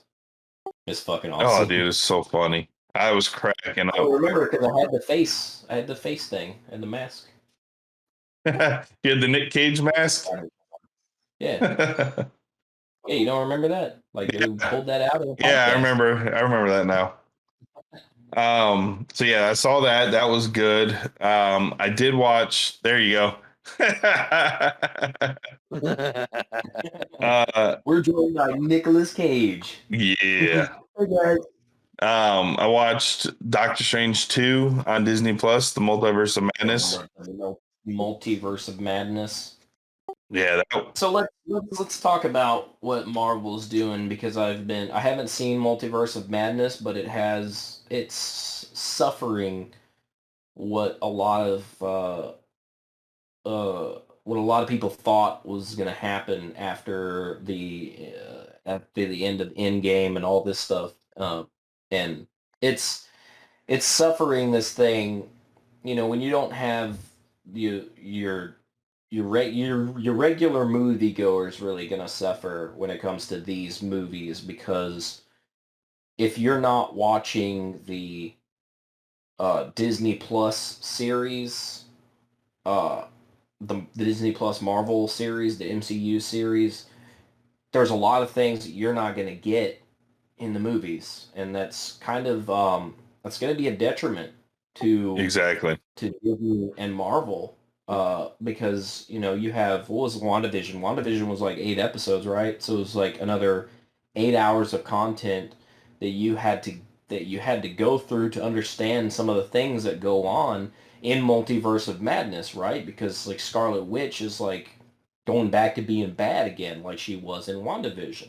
You wouldn't know any of the plot of this movie if you did not watch WandaVision. You would not know about the kids. The whole reason that this movie even existed was for the kids. You wouldn't know any of that if you didn't go watch the Disney Plus shows. And I think it's smart marketing wise to get people to go get Disney Plus to go do that. But I also find it highly annoying because half those Disney Plus shows I don't want to fucking watch. I have no interest in the Winter Soldier Falcon, but I watched it anyway because I feel like I'd get lost. I only watched Loki show because it had the Owen Wilson in it. And I was like, oh, he's in it? All right, let's check it out. Right? And it was okay. I get it. And Marvel's going to suffer from that too in the series, right? You have 8 or however many episodes these little mini-series, little one-off runs are. But it's not 8 episodes of like this, like Terminal List, where it's like high tension and all this stuff. There's like some filler episodes in there where you're just like, what's going on here? Why do I care about this? It's not really moving the story or the plot along. There's like no, like sometimes they'll start to slog like kind of mid-season and then sort of pick up like around the end where where the climax is supposed to be, essentially, for these series, where normally it would be in a 2-hour 3-hour movie, right? And you got to sit through 8 fucking hours, and like maybe 2 hours of that is actual like interesting kind of high tension, keep you on the edge of your seat sort of thing. And again, like you said, you have to watch WandaVision to understand what's going on in Multiverse of Madness. So if you don't have Disney Plus, or if you just for some reason didn't watch that, and you're going to go into the theater and you're going to think, oh, it's a Doctor Strange movie, so it's going to be, coming off of the first one. It's going to be a continuation on that. You get in there and then you're going to be confused as hell because you don't know what's going on. You miss the plot. Exactly. The beginning part where he goes to her and she's in the orchard, and then it changes. You're gonna be like, where the fuck that come from? Yeah. I mean, like I haven't even watched the Hawkeye show. I have no interest in watching Hawkeye. Yeah, I'm sure at some point it's going to be needed to know something that's going on. So I'm going to end up having to go waste 8 hours. Probably maybe for the Black Widow movie, I think. No, possibly. I watched the Black Widow movie. This would be from what I heard, Kingpin shows up in this. So, okay. So, and it's the Kingpin from the Daredevil show from Netflix. Yeah, Vincent D'Onofrio, yeah. So, I've seen like still pictures of him as Kingpin in the show, yeah. But yeah, I don't want to go watch this long ass show, especially if I have no interest in it, just so I can understand the next movie. That is a problem. I did watch the Miss Marvel show, and I thought that one was really good. I have like no interest in watching that. I I mean, I know that that's supposed to like you're not gonna understand what's going on in the X-Men with like the Rogue character or something like that unless you watch that show and you know who Ms. Marvel is. different Miss Marvel. There's two Miss Marvels, so this is where it gets confusing. So that's Carol Danvers is the one that the Rogue gets her powers from. This Miss Marvel is it's No, Miss Marvel was the one. No, Miss Marvel, not Captain Marvel. that's also Miss. Miss Marvel. She was Miss Marvel first before Captain Marvel. Captain Marvel in the comics started out as a guy. It's fucking weird and crazy. This Miss Marvel has like stretching abilities. She's like from Pakistan, Middle Eastern. The other Miss Marvel is from the old comics that Rogue got her powers from. She was called Miss Marvel first before Captain Marvel. So I have Miss Marvel #1 from like 1976 or something. But this show is pretty good. I like the way that they do the show. It's again, the next Captain Marvel movie that's coming out is called The Marvels, and you won't know anything that's going on in that movie if you don't watch this show, right? And so I just watched the show because it was different than the others. Like, again, I didn't care about a Hawkeye show. I halfway didn't really care about a Loki show. It was good, but it wasn't needed. That's setting up the next Ant-Man movie, and then the next bad guy, which is Kang the Conqueror. He's going to be in that, so that's what that show sets up. But again, there's a problem. If you don't have Disney Plus and you don't watch the shows, when they introduce those characters later and they're talking and referencing shit that happened in the show, again, you're fucking lost. So it is an annoying pain in the ass. I mean, people are like praising Kevin Feige and Disney and Marvel for doing this series and all that stuff, but you're doing a detriment to the movies when you do that, because it's not just a Disney Plus and money thing, it's also a time thing. There's so much media out there that's like, vying for our time and attention and stuff like that. You literally can't watch all of it. Yeah, it's so you have to pick and choose what you're going to be able to watch. There's only so many hours in a day, and people that have like a full-time job like us, we can only watch so much stuff. Yeah, and it's smart marketing, because then it keeps people thinking of the Marvel movies between all these other movies. So it's keeping them in the that whole system. But it's stupid, because you're gonna start seeing a decline in viewership in the movies. You may, like you said, you have a lot of people that are ultra fans that'll watch the series and all this stuff, but you're going to lose money at the box office when people start showing up to these movies and they're like, I don't know what the fuck's going on. Well, and they added to Disney Plus 60 days after it comes out. So, Doctor Strange came out 60 days right after the theater. Right, yeah, so you're going to, which, usually, most of the time, films don't have that long of a run anyway. They're not usually in the movie theaters for 3 months. No, but especially like their box office numbers have already tapered off by that 3-month point, if they're even still in the theaters. Yeah, but it was after the movie came out, you had to go see it, or else you waited a few months until it came out on DVD and digital, right? Yeah. But now all you need is a subscription, and you can ignore the movies and just wait for it to hit streaming right after it comes out in the theaters. Or in some cases, some of them drop. Yeah, some of them drop it in theater and streaming at the same time. So it's, I don't know. There's definitely a thing that needs to get redone. Like, I didn't even watch the Moon Knight show, and I'm sure that's going to come into play. Yeah. Yeah, that's probably going to come into play when they bring back Daredevil and, the Punisher and Yeah, all I that mean stuff. this Marvel Knights. this phase of the Marvel, what was it, Phase 4 or whatever? Yeah. Felt like just a big stall to me. Like it stalled out. They didn't, and I get it. The pandemic stuff, it delayed everything and messed up everything on release dates, which is why we got Black Widow after Spider-Man or something, or after something else that, Black Widow was supposed to come first to explain what was going on in that, and it messed all that up. But the next, Well, it's stalled too because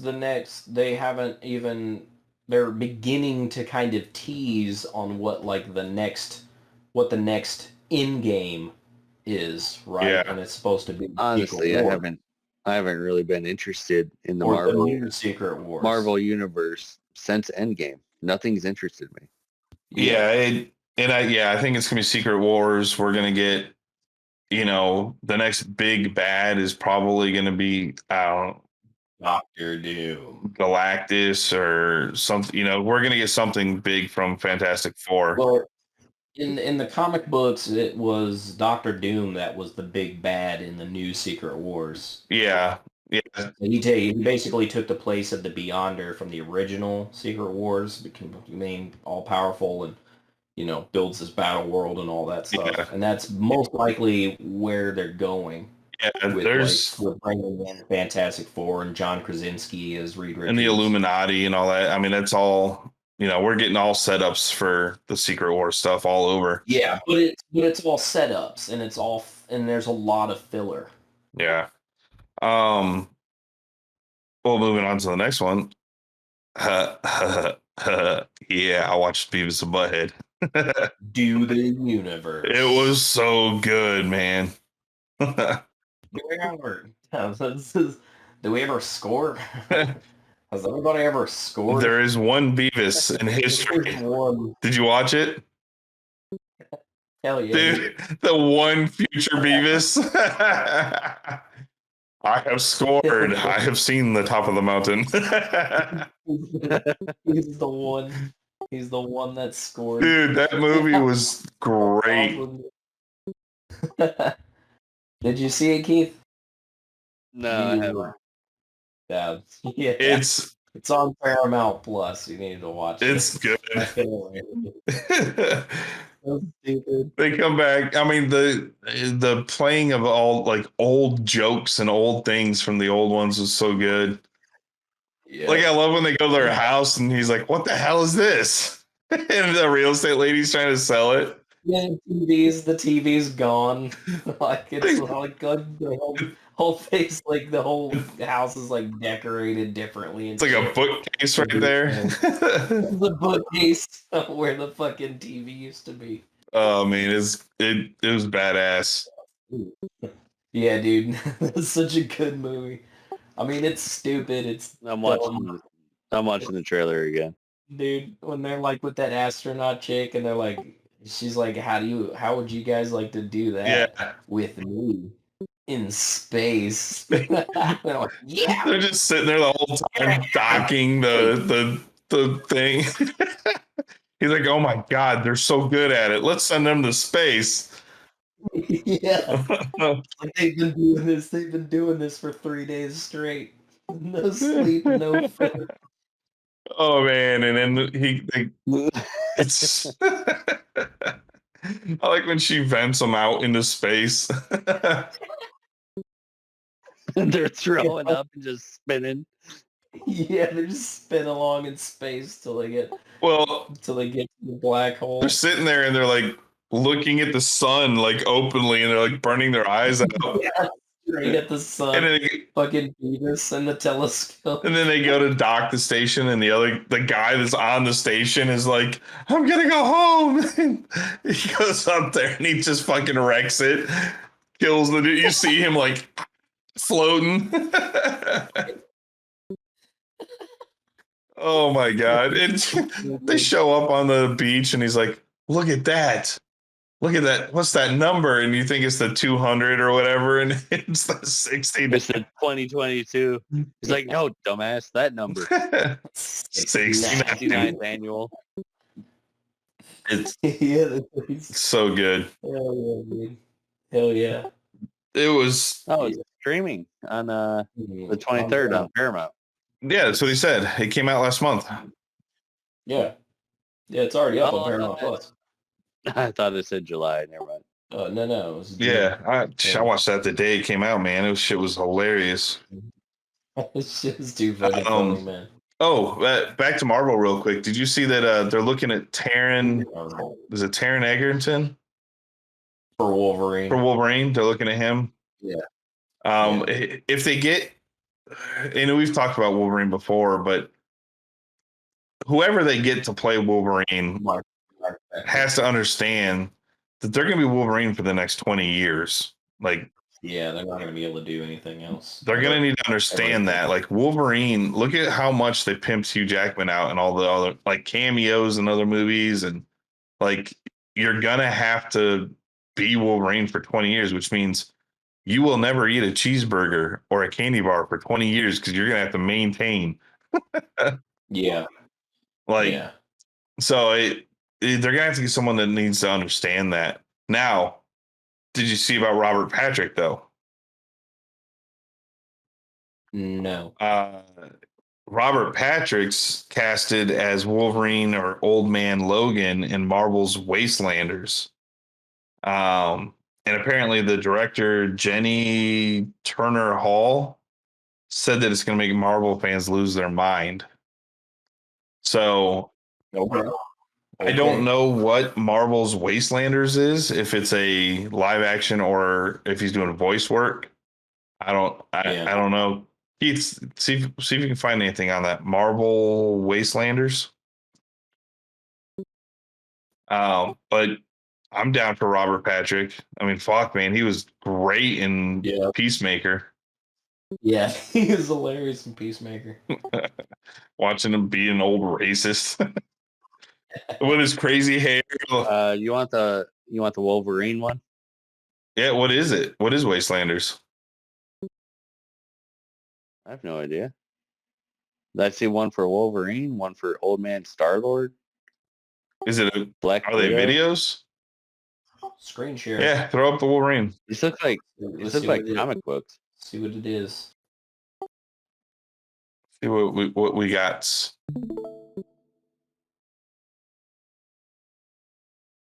Oh, I wonder if they're animated comics. Look, scripted podcasts. You see the XM right here. Okay. That's what it is. Okay. Podcast. Okay. It's like that Batman one. To be voicing like the story. Okay. Yeah. So there's a Batman one that's like the #1 podcast ever now. That's scripted with all these like big celebrities doing the voices and all that. So that's cool. I have to check that out. So he's not gonna give me back my job that was stolen by another damn mutant. Who are you? Just another damn mutant. That's Robert Patrick right there. That's Robert. Well, that was a good part to click on. Hell yeah. Snicked. All right. So now we know what that is. Pushing through this, he still has up, and we see Peter go down Okay. the stairway. It's like a comic books explain type thing there. Yeah. All right. You can close out of that. Now we know what it is. Thank you. Okay, yeah, I mean that's pretty cool actually. Well, for people that like podcasts and stuff like that, that's kind of cool. I do enjoy me some podcasts. Yeah, I listened to an We should. It's almost like we should do a podcast. You guys want to start a podcast? Man, I don't have time. Let's do it. I don't have time. I'm too. No? I'm Well, Nick's too out. busy docking the spaceship. How would you like to do that? Yeah, that's cool, man. Like I said, there's a Batman one.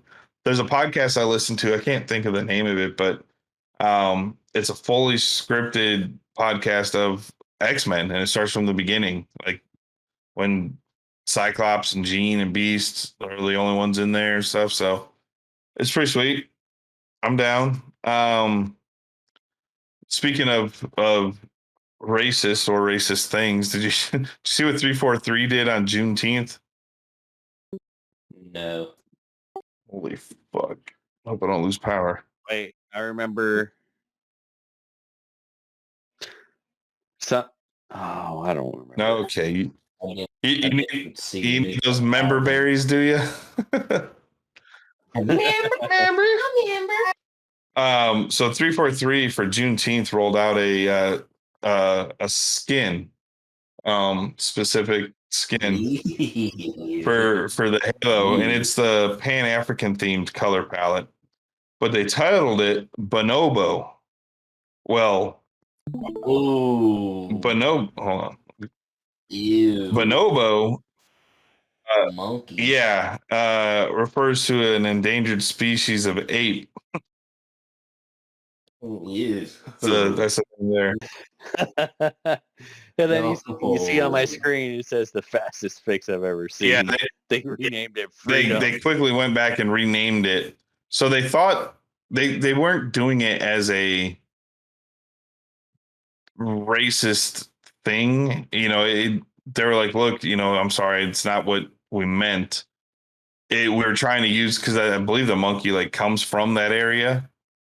But to There it is. yeah, but the optics on it and the what's that fucking word? The fact that they did not notice that, the blinders they had on. Yeah. They should have used some of them brain cells to be like, maybe it's racist to get something specific for African and call it an ape. After an ape. Yeah. You could have used hyena. You could have used tiger. You could have used like lion. I mean, anything. But yeah, that was. Yeah, that's a that's a fucking misstep right there. Holy shit. So yeah, it needless to say that name got changed like very quickly.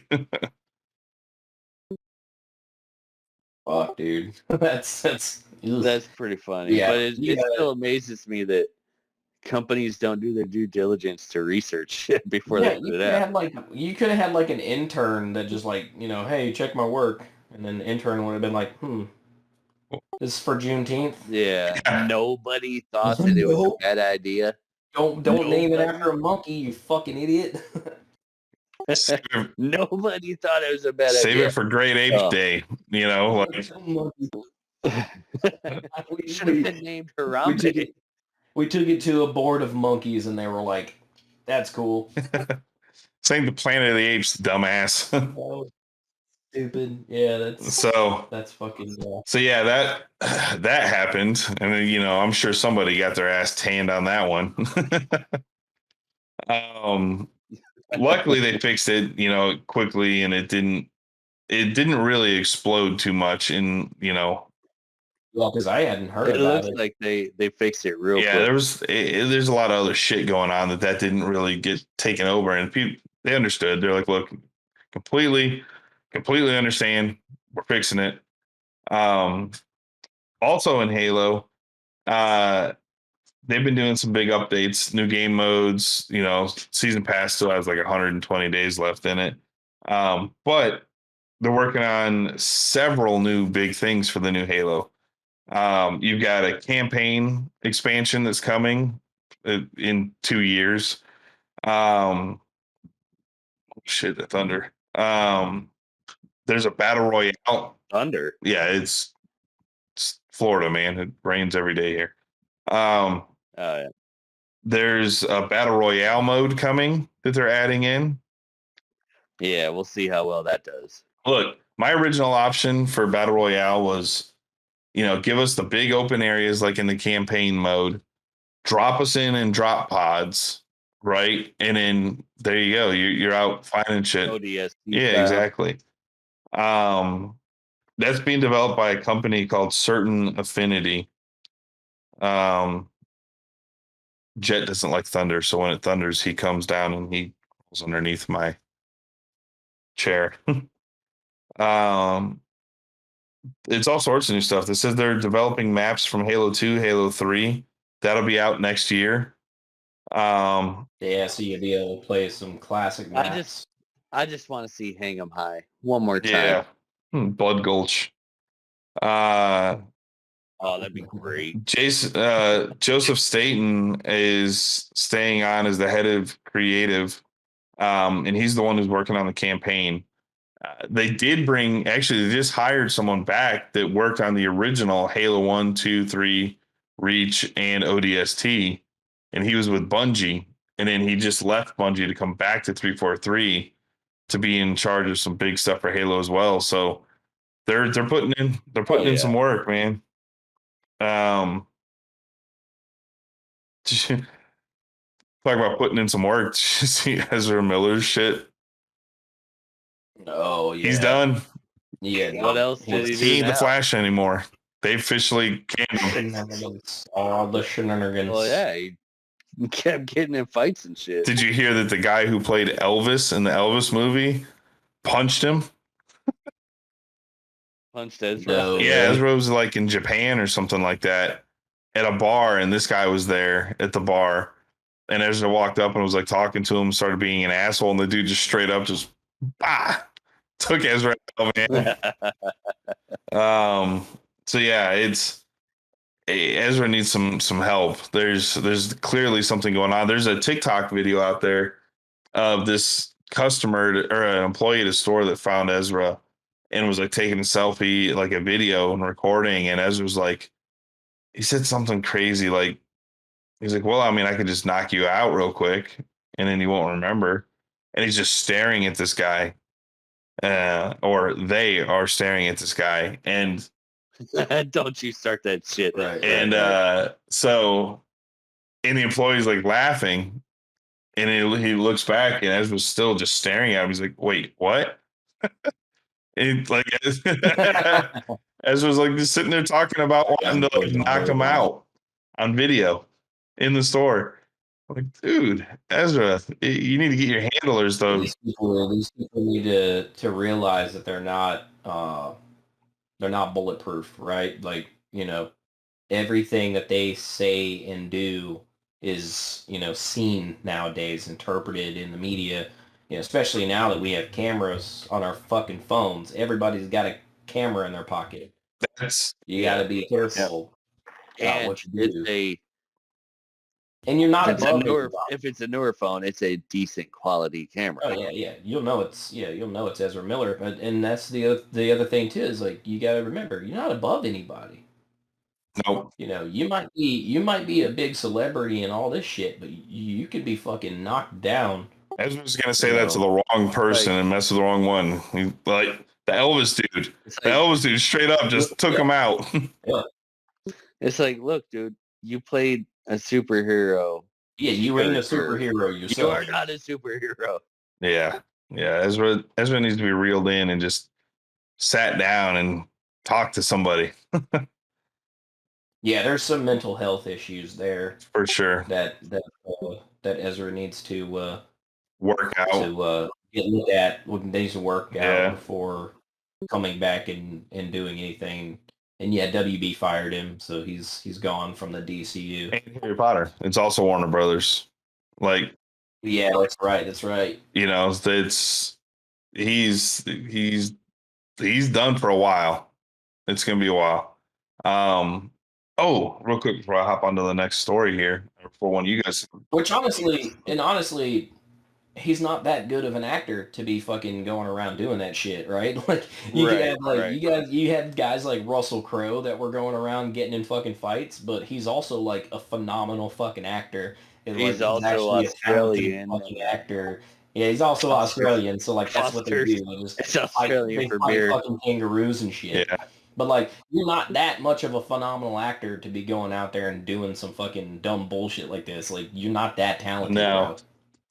Or they, sorry. Yeah, it's dude. There you go, dude. Did you see? That's non-gendered. Did you see that? The Amber Heard trial. Did you see that crazy shit that happened? The one that The happened car, all of it. a little while ago. Yeah. So it came out and they found out one of the jurors was there illegally. Oh, I didn't hear about this. Whoa. Say what? So the jury summons went to the correct house. The guy's name is the same as his dad's name. There's no junior on it. It's like, I don't know, Craig Williams. One born in 1945, Craig Williams born in 1970. Right? That's not the name. I'm just saying that name.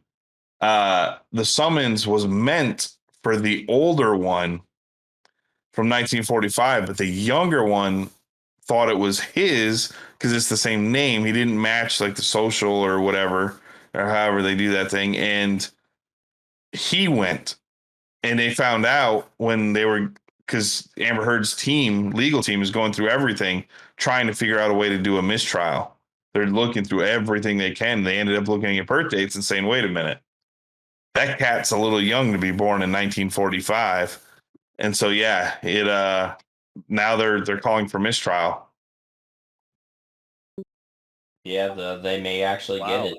Yeah, actually get it due to a misunderstanding and clerical error or something. Yeah. If I was Johnny Depp's team, I would be fucking pissed off at the person whose job it was to check IDs and check all that shit. Right. Oh my God. Do you know how big? I mean, they're out there like celebrating. They're doing all these talk shows. Johnny Depp's on tour right now with his band and with other bands. Like, could you imagine? Yeah, and Amber Heard's legal team has already said she doesn't have the money to fucking pay the settlement. She doesn't have the money for that, and she doesn't have the money for a retrial.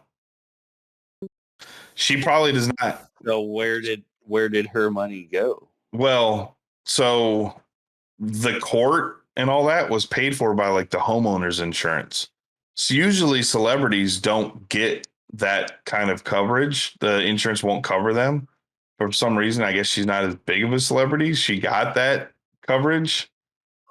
Yeah, she's always been like a supporting character. She's the girl on the couch in Zombieland that what's his face wants to put the hair over her ear. Was it 23B or whatever? That was her. Yeah, that's Amber Heard. Anyway, like I said, always a supporting character. Yeah, and so her biggest thing is Mira and Aquaman. So she doesn't even have. I don't know how she's gonna have the money to pay for the legal team alone. Like, we're talking, that's a lot of money for that legal team. She had a whole mountain of people. The fact that she thought she could actually win. Insane. Just by fabricating. Well, that mindset, man. It's the mindset that, like, just because I'm a woman means that I can't, abuse someone, right? Like, and that's right. And society is starting to see that. They're starting to see that turn. Like, they're starting to realize, oh yeah, men can be abused too. Like, Yep. Hey, body, no matter what your gender is, no matter what your sex is, you can be a victim of abuse. Yeah. Just because you're a man don't mean you can't step up and be like, hey, sheriff, so I don't get in trouble. Here's what's going on, because I know what happens in the system. The man always gets arrested and handcuffed. Yeah. Always. Yep. So, again, if I was Johnny Depp's team, I would be pretty fucking pissed off right now. And it's just absurd. I mean, that whole thing is absurd. I mean, it bears no weight on anything except for the fact that it's the man defending himself against the abuse. That's the only thing that brought that trial big. So I wasn't sure if you guys had heard that, but yeah, that was a crazy story. No, I hadn't heard about that. Just an accident, same house, same name, just different year. It's crazy. Yeah. That's wild. On Netflix, they just on July 1st they dropped Dark Knight Rises, right? The Bane movie. It's like number 4 in the country right now. It's in their top 10. Dark Knight Rises. And everyone was everyone's pretty. It's just everyone was pretty surprised at that because that was deemed like the worst one of the series, and I liked it. I thought that movie was great, but I'm a giant Batman fanboy and Bane fanboy and Tom Hardy fanboy, so I'm all about it. Glenn Powell was in that movie also. That was like one of his that was a big kind of breakout role for him. He was Banker, right? I was there in LA that summer working with him, and he had said something about like big thing coming up that he couldn't really give any kind of details about it. And it turned out that like he had been casted for like a small bit role in Dark Knight Rises. So yeah, Glenn Powell from Top Gun Maverick was in Dark Knight Rises. I'll be right back. I gotta rescue Jess from the kitties. Was he was a banker, wasn't one of the stock exchange guys? Yeah, he's one of the stock exchange guys that got kidnapped by them. On the back of the bike. Yeah. So yeah, actually speaking of Netflix, and big titles that are, part of Netflix biggest of all times, Squid Games 2, season 2 got greenlit. So we're going to get a season 2 of Squid Games. Yeah, I know that they greenlit it almost immediately, but it was it wasn't like official. They said they're going to do it, but it wasn't, here's the budget, here's the time frame. Right. Now it's officially going into production. Yeah, now it's official. Yeah. Yeah, so we'll get a Squid Games season 2. So a lot of people excited about that. Yeah, we'll see how it does, man. I'm nervous for a second season of that show because the first one, that magic behind that first one. It's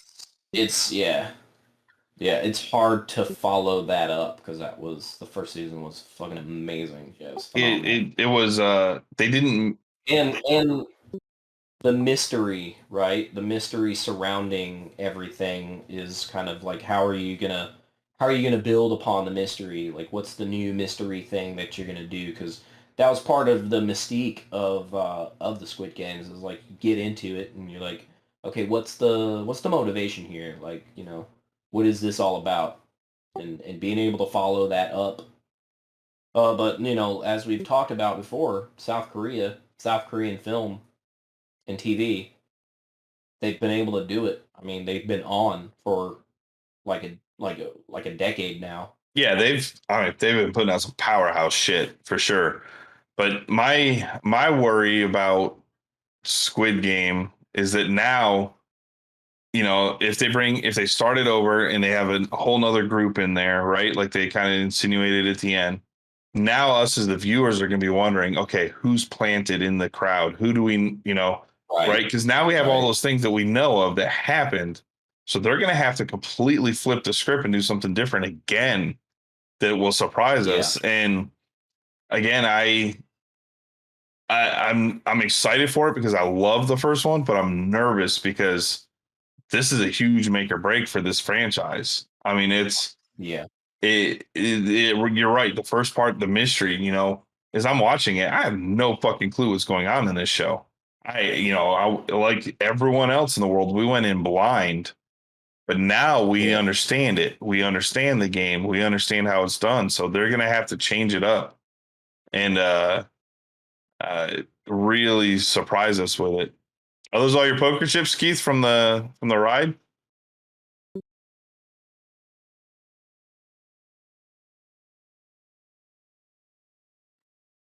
Those are all the different Harley shops you guys stopped at? Yeah.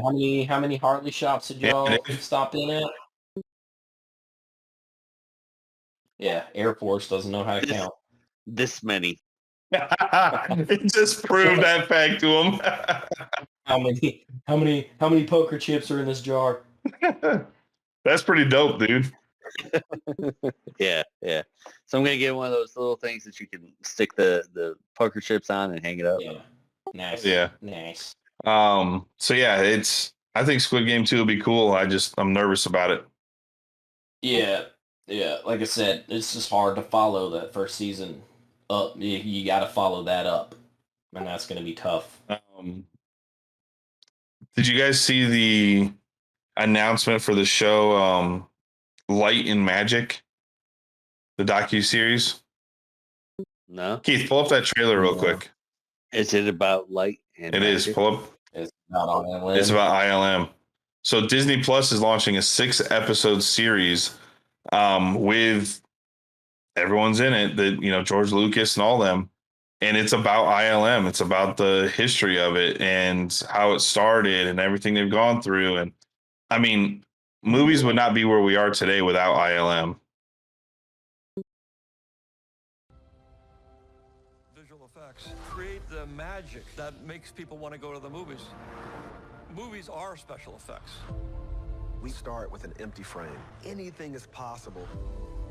As audiences see through the illusion, the bar just raises. How do we do this now? Do you think Phil Tippett's going to be in it too then? Because, I mean, like we said earlier, he was... It was a part there. Of, Star Wars and all that. That showed him right there with the stop motion. Light and magic. The history of ILM goes way back. When I was writing Star Wars, there were no special effects houses in the world. So how are we going to do the effects? I realized that I was going to have to start a company. We didn't really know what we were doing. We were not movie people. George wanted a bunch of guys who didn't know what was impossible. We were departing. Yeah, right. Just get nobodies that never done anything and it's a long shot. But just do it. We make it look like a professional movie instead of a bunch of kids having fun. We realized nothing is impossible. There was just something here about the people. Suddenly, everybody wants to come to ILM. We were trying to do things that have never been done before. Oh, I don't know. I'm making this up as I go. They're pushing technology forward. There's so many innovations that ILM made. Digital editing, computer graphics. We developed Pixar to be a cartoon company. One thing led to another. It turned into Photoshop. Now you could manipulate images. Visual effects would never be the same again. Yeah, that's gonna be really cool. Yeah, I'm gonna have to watch This is gonna be a fucking amazing documentary right here. I want to work with people that inspire me. That is the spirit of ILM. It goes back to that original group that were unpretentious, brilliant people. That was our family. We enjoyed each other's company. Yes, we water slided. Yes, we were immature, but nobody worked harder. We were the Rebel Alliance. This is gonna be cool. Look at July 27th. Yeah, July 27th, around the end of this month. Yeah, that's gonna be a wicked documentary, man. Like I am all about that. That's gonna be awesome. Yeah. I'm gonna have to check that out. That looks really good. Hell yeah. I mean, they've literally the movies we grew up with and we love. Yep, Terminator 2. Like they showed Robert Patrick there, the T-1000. I mean, everything. When you see the Lucasfilm or the ILM, Industrial Light and Magic, is attached to it, it's gonna be good, and it shows. I mean, they developed the stuff they wanted. There was nobody to do, and so they had to create and invent.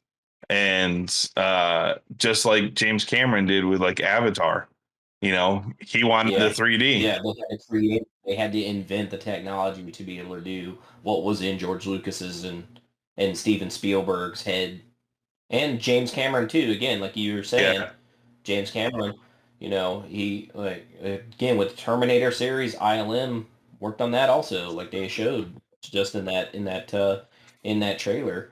So yeah, these guys, James Cameron, Steven Spielberg, George Lucas, all these guys had to invent this technology to be able to make their movies. Exactly.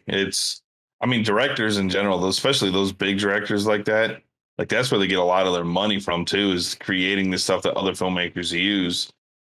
Yeah, owning the patents and all that shit. Like that guy that, who was it that did the big red camera, right? They use that for like everything now. Oh, the red one? Yeah, big red one, or the red one. I thought he was a director as well, or someone was part of that team. And then you got other filmmakers like Chris Nolan who still stick to the old film stuff, right? He's big on film, but in IMAX film. He loves shooting in IMAX film. But yeah, these directors create all this new digital stuff, and it's pretty badass. That documentary is gonna be wicked. Jim Jannard, is the one the founder of Red Digital Cinema. You know, they make a phone now, or they have for the last couple of years. It'd be an expensive ass phone, dude. You can get it. Be like a $5,000 phone. No, it's not bad at all. I've seen it at like the AT&T stores. Actually, our Best Buy here has one. It's just got a big ass camera on it. It's like strapping a camera to the back, like a big camera to the back of your phone. What was Jess doing, Keith? I saw her hand. She trying to figure out where she could go. Where she could go and not be on camera. Oh, so actually, go ahead, Keith. No, go ahead. Actually, James Jannard is the guy that founded Oakley. Oh, okay. He's the guy that founded Oakley. Is the guy that founded Red Digital Cinema. Interesting. I didn't know that. All right. Well, let's see. I've only got a couple more things. And he owns 2 of the Fiji Islands. Jesus Christ! I'm looking on his Wikipedia. 2 islands. Yeah, he owns 2 islands. Well, I mean, actually, no, he owns more. He owns more islands than 2. It's just saying there's 2 Fiji Islands that he owns, and then he also owns another island of the San Juan Islands. This dude owns fucking islands. I mean, think about it. It's the largest sunglass company out there. You know, next to like Ray-Ban. Plus, that's true, and you're gonna need them on Fiji. Plus the the Red One camera system. Like most major film studios are using them now. Plus, because of the easy just swap and go parts, and it's just an easy camera. You can rent them too. So like independent filmmakers rent them cheaply. I want to say Glenn's project out there that they and like with Nate Parker was on, that Nate Parker directed, that one that I was working with back in 2011. I want to say they were using a Red One when they were filming that. Yeah, I mean, I think Kevin Smith uses it. Like everyone's using them except for like your James Cameron, your because James Cameron has a deal with Panavision. Yeah, because he develops cameras with Panavision. So like we were talking about, Titanic, he developed that underwater camera with Panavision, the Genesis, the 3D cameras and all that stuff. That was all James Cameron's work with Panavision. Yeah, Chris Nolan uses IMAX, and I think he's also Panavision as well. So yeah, and I think Spielberg is too. I think he's also Panavision. Yeah, I mean Panavision's a huge name there. Pretty much everybody in Hollywood runs on Panavision. Yeah. The Red One really was it seems like the Red One was really actually made kind of from the ground up for like more independent productions to use on, because pretty much everybody in Hollywood uses Panavision. It's a huge thing. I saw a behind the scenes thing about the Red One, and it was, I can't remember what it was, but they were talking about the first major movie filmed with it was like a big test for them. Yeah. But so have you guys heard about this whole like Minions challenge thing that is now getting banned in theaters? There's something with that Minions movie that is just I don't understand, but there's a lot of, I guess, controversy about it. Yeah. So go ahead and explain it, Nick. I'm excited. I want to go see the Minions, man. I love the Minions, but so Minions Rise of Gru, for one, is kicking ass in the theaters. It's already made more money in like this weekend than what Lightyear did since its release. Like this whole time Lightyear's been out. Like it's fucking kicking ass. Yeah. But what's happening is that kids like from, I don't know, 12 to 25 are dressing like they come in groups, and they'll buy an entire row or 2 rows, and they all come up dressed up in like suits. And they come in like a giant entourage, like minions, just not yellow.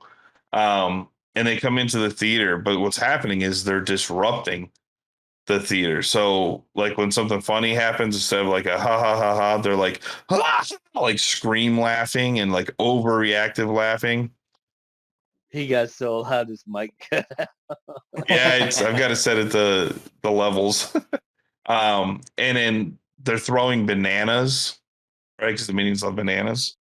Right. That's the big thing that I had heard was they throw bananas at the screen, and in order to clean or replace that fucking movie screen, it's like tens of thousands of dollars. To give you an is the screen flimsy? It's cloth. Yeah. It's a fabric. So to give you an example, when I used to install for Magnolia at Best Buy, we would do the black diamond screens, which for like 120-inch black diamond screen was like $5,000. And that screen is movie theater quality when it comes to picture, right? It's got the most reflective to bring you those colors and pop. So $5,000 for a 120-inch screen. Talk about a 4-story by like 200-300 feet wide screen.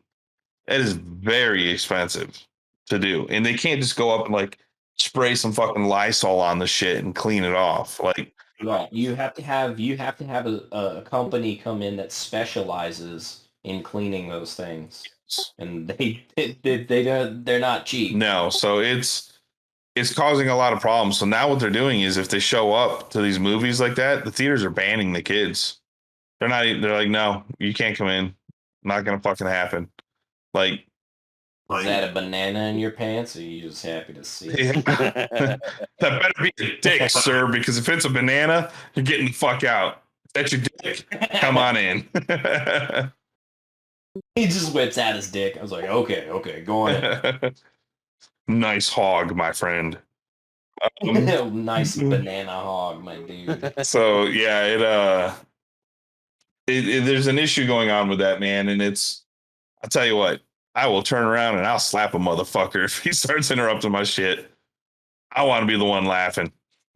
It's like that. Remember that one guy that we told his wife to be like, I'd be embarrassed if I was you, if that's your husband, because the dude, the trailers weren't even fucking started yet, and the guy was turning around and yelling at Mark and I to shut up and be quiet. Yeah. And we're like, fuck off. Like, the trailer hasn't even started yet. The lights are still on, asshole. Fucking trailer, bro. It's probably like a YouTube critic or something. And he's just like, he's got two. He's followers. there with his wife, and we just like lean over him and we're like, I'd be embarrassed to be married to him, like, because he literally got down, went and got an attendant to come back in, and when he came back in, like, other people in the theater were like, boo, like booing and shit. Yeah. And so all they did is they made us move to the other side of the theater, but yeah. But I was like, we weren't talking during the actual movie, and of course we never do that, but it just like, we were just, I think we were talking about the trailers that they were showing too. We were just reacting to the fucking it was like trailer. the pre-trailer, like, because they hadn't shut the lights off yet. Or was it like the trivia and shit? Exactly. We're answering the questions and shit. And he turns around and shushes us. I'm like, don't fucking shush me. You're not my goddamn dad. Like, the lights are still on, man. That kid right there is playing on his cell phone. Like, that dude's on his phone. Like, what the fuck? Your wife is on her phone. Yeah. Your wife's probably texting her Sancho. So as of Sunday, or no, I'm sorry, not Sunday. As of Saturday, yesterday. No, this is July 3rd. So we're talking about 7 days ago. Lightyear had made 171 million. And then Minions, which as of yesterday has already made 155 million. Yeah. So almost as much as it's made in its entire run in the first 2 days. Yeah, I mean, I want to go see it for sure. I'm a big Minions fan and big Those movies are great. They're hilarious. The Despicable Me stuff. Universal Studios is like setting up all sorts of Minion stuff right now. They got rid of the Shrek ride finally, and then that's going to come in and be a new Minions ride. They removed the Universal Monsters Cafe. They think that's going to be like a Minions Cafe. So they're going all out, man. Universal with this stuff. Yeah. Who else? Who else has got a news story? I got a few more still. I'm done. Let's raise a drink to Tony Sirico and James Caan, man. Yeah. Sunny. Yeah, you've got Tony from Sopranos. Tony from from Sopranos, and then James Caan from Godfather and fucking Las everything. Vegas. Brian's song was a fucking amazing movie. Yeah, Love he was in that show Las Vegas. I love that show. That was such a cool show. Josh Duhamel and all them, all before they were big. Obviously Elf. Yeah. He played father. Yeah. Yeah. All right. So let's see. We've got there's a new teaser trailer for Terminator game, and a trailer just dropped for the RoboCop game. Oh, nice. Yeah, if you want to check those out, we can have Keith pull them up real quick. Keith, pull them up real quick. Real quick, pull them up. Real quick, pull them up. Take off your pants. Take a shit on the floor. Get Swifty in here. Swifty. That's old. This is old? Yeah. Oh, it is old. It's see if we can track it down. Well, that's from December 2021. 2 days ago. So there you go. So it's gonna be like, okay, this is. This is a survival game. Yeah, because the other one was kind of a RTS, yeah. The real-time strategy game.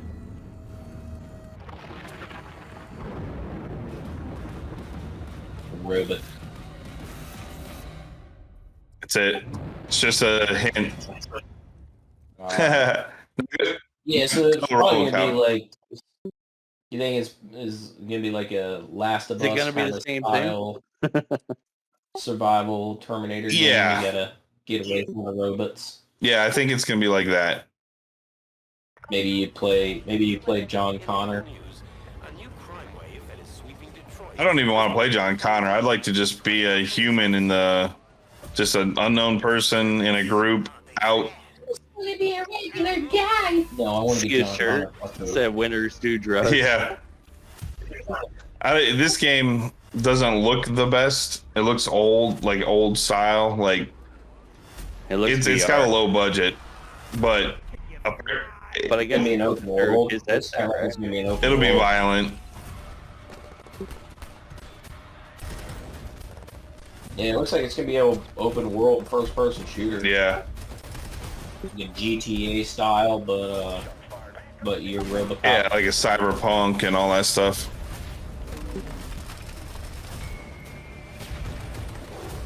Ed 209. What the hell is this? Where is all the money? We all saw it hesitate in a life and death situation. Why? Listen, I would trust this guy with my kids. Honestly, it looks like Counter-Strike graphics. Dead or alive. Dead or alive, you are coming with me. It's Peter Weller's face. Oh, okay, so they do have. That was actually the thing that I was going to question was, did they bring Peter Weller in to do the voice? Yeah, so it's I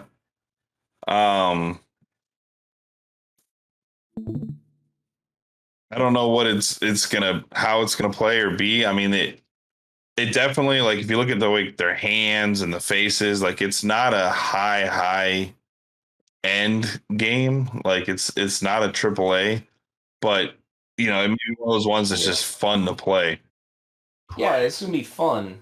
Yeah, like the graphics may not be perfect or anything like that, but as long as it's fun. Yeah, it looks like Sniper Elite, right? Like I just played that new Sniper Elite game. Yeah. And it's you know, it's not the best looking game, but man, it's fun as hell to play. Yeah, you know, actually Peter Weller went to high school in San Antonio. Yeah, he's got a degree in like Roman history. So when I met Peter Weller up in Dallas, I got some stuff signed by him. We were talking about, I had just seen on the History Channel, he was doing he was on there talking about like Roman history and stuff. It was pretty cool. Yeah. Well, he went to University of North Texas. But yeah, he went to high school in San Antonio. Sweet. Yeah. A little bit of Peter Weller trivia there for all you Peter Weller fans that are watching this podcast. He also got murdered in a van in Dexter. Spoiler alert. Yeah, and he also shot a dude in the dick in the original RoboCop movie. I really wish we could see the original cut of that movie before they cut out all the ultra violence. It was too violent, and so they cut it and then they lost the footage. The Duffer Brothers from Stranger Things, right? Those guys are on a high roll right now with Netflix. Well, they started a new company called is it Upside Down Productions or something like that. And it's something like that, but they signed on with Netflix, obviously, and they're making a Death Note scene based on the anime or series. Which is odd because Netflix just released a Death Note movie like 2 years ago. Yep. But they're, Netflix has the rights to it, so they're like, all right, let's have the quality of the Duffy Brothers make it into a series and do it. Yeah. Speaking of new production studios and stuff like that, did you guys hear about Hill Country Studios? No. So Hill Country Studios is a company a Texas-based company that is supposed to be, their plan is to open up movie studios in San Marcos. I mean, it's kind of, they film a lot of movies out in like Seguin and stuff. Like, was it The Edge of Darkness or whatever was filmed out in Seguin? Yeah, but this one's going to be like a massive, like Hollywood-style studio lot that's in plan. Nice. The zoning and all that stuff has already been approved by San Marcos.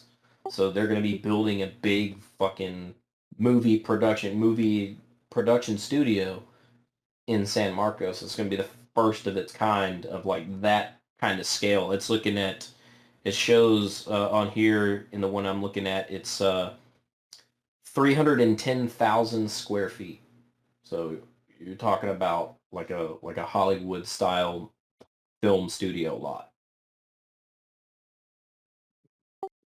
Shows it's 12 sound stages, 2 back lots totaling 15 acres of outdoor production space, 310,000 square feet of offices and workshops. So it's going to be huge. It's a massive studio. That's fucking big. Yeah. Hell yeah. It's 75 acres of a 209 acre plot and it's supposed to be built in three different phases. I mean, hell yeah. I mean, they already have a lot of movies come out, like I said, and shoot out in the Hill Country, and Rodriguez is there. Yeah, Robert Rodriguez has his studio, Linklater, all of the Matthew McConaughey is there. Rooster Teeth, they have their stuff there, but there's nothing at this scale. No. So I wonder if stuff like that brings a lot of money to the county and to the state, right? Taxes and all that. Yeah. So I wonder I mean, that's big, because Georgia, when they started getting a lot of their political stuff, they lost a lot of movie studios out of Georgia. Yeah. And they need a place that they can shoot almost year round, right? In California, they don't have the space there. Yeah, so exactly. I mean, it's not a bad idea. It got so the city council, the commissioners court and San Marcos City Council on June 7th approved the agreements for 820,000 square foot. I mean, they already had the address, 6202 West Centerport Road. So, I mean, it's going to be insane. So, like, bringing major film production to Texas and the Hill Country is a huge win for guys like us, that want to work in film, that want to make films. It's close by. It'll be in San Marcos. That's what I'm going to say. That's what I was just about to say is that, gee, if only there was like a school nearby that has a film, people that want to be in film that just might happen to be able to be like, hey, who wants to learn some grips? Who wants to learn this? Who wants to do that? Let's go over here and go do this for, 3-4 weeks and go hop on this movie set and see how an active set works. And, the dynamics between writers and directors and producers and cinematographers. And I mean, I guarantee you, your school is UT is like, you have bring it. Oh yeah. And you have production companies that are based on that lot, then you can literally find people down in Austin or up in Austin and in that area, San Marcos and Braunfels, San Antonio, Austin, you'll be able to find people that have pitches that can take these, directly to these fucking production, companies that might base in that studio. So I mean, this is huge. Well, you know how like you had that internship thing from your school that sent you out to California? Imagine now they can do it here and say, hey, if you come to UT and you come to UT to do this in school, we've got a fucking studio 5 miles down the road that we're partnered with. We can get you interviews. We can get you talked to. You can get on-set experience, get your IMDb going. Like, think of the partnership. I'm sure that somebody that's part of this Hill Country studios is probably a UT alumni from there. There's probably going to be a deal going on where all the film students go up there and they do internships up at that studio. Think about UT's like on that lot. So yeah, bring that money, because now you've got people that'll be going to that school specifically to go to that studio and work there. I mean, that's a big deal, man. Yeah. Keith looks like he's frozen. Yeah, that's a huge Blink deal. Your eyes, Keith, if you're alive. He's just staring at the screen. No, yeah, and that's the thing. Like, and if they haven't struck that deal and nobody's on that part of that, like, fucking, I'm right here. Yeah, dude. We'll work it out. Fuck yeah. But yeah, I mean, I'm sure, since Matthew McConaughey is instructing at UT and stuff like that, I'm sure that he's probably going to reach out at some point. Sandra Bullock, I know she lives up there in Austin too. Yeah, there's a whole bunch of them that live out in the Hill Country. So, and even like the dean of the film program there probably has already reached out to these people. So yeah, that's a huge win for Texas, and like, remember back when I went to film school in the first place, one of the big things Nick and you and I talked about was being able to bring film to Texas, to be able to make Texas bigger on the map. Well, and we thought back in the day too that Disney was going to do that because they bought all that land in North Texas, but they were doing it just as a preservation area.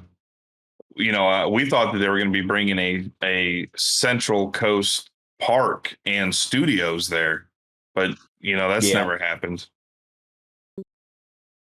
Yeah, there has been, so there was some protest about it because, like, from what I'd heard, that during a city council meeting, they had some people that were protesting about it, about trying to protect the ecosystem and all that stuff, the environment around there. But if they do this right, they can still run a huge ass film production studio, while also, limiting the carbon footprint of this place. If they're really, if they put solar panels on the fucking on the roofs of the lots and all that stuff, and fucking put some wind turbines out there, Exactly. look at alternative energy, then they may not have a bad environmental impact on that. So if they're smart about it, they can do it. Tell you what, And all those small businesses that are out there, because there's a lot of small businesses out there, yeah, in San Marcos. I mean, what you said, San Marcos, right? That's where they're putting it. Yeah, yeah, yeah. I mean, look at all that. those small businesses, New Braunfels, San Marcos, and they're probably like, oh hell yeah, build that shit right next to me, right? I own a little diner, put that right next to me.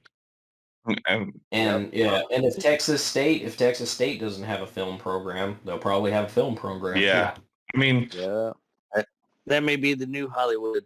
it's Well, originally San Antonio was supposed to be the original Hollywood. They actually didn't go out to California until later, till they planned it. They planned on making San Antonio the film capital of the United States.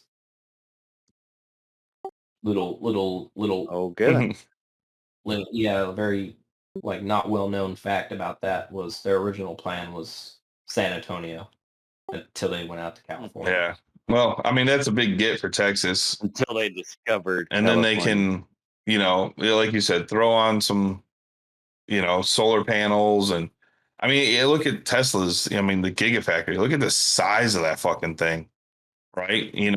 Yeah, Yeah, but that shit still runs on fossil fuels. I mean, Yep. everybody's kind of starting to see the Tesla lie. Well, electric vehicles in general. I mean, they just showed that the new Hummer, the fully electric Hummer, costs more, and puts out more carbon into the air and into the environment than like a Nissan Altima does.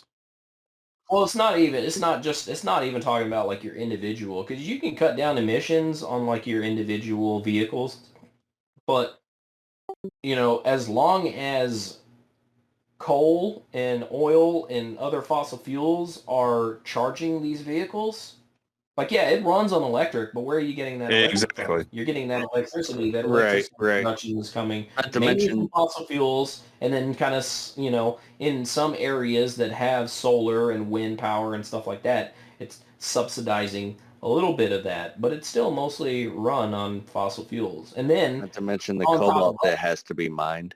right, not to mention the mining operations for all that stuff, and then the disposal of the batteries. That's the other thing. The batteries. Yeah, you can't send a Tesla to a junkyard. That battery No. has to be taken No. care of and taken. I mean, it's that the batteries themselves are a giant problem for the land.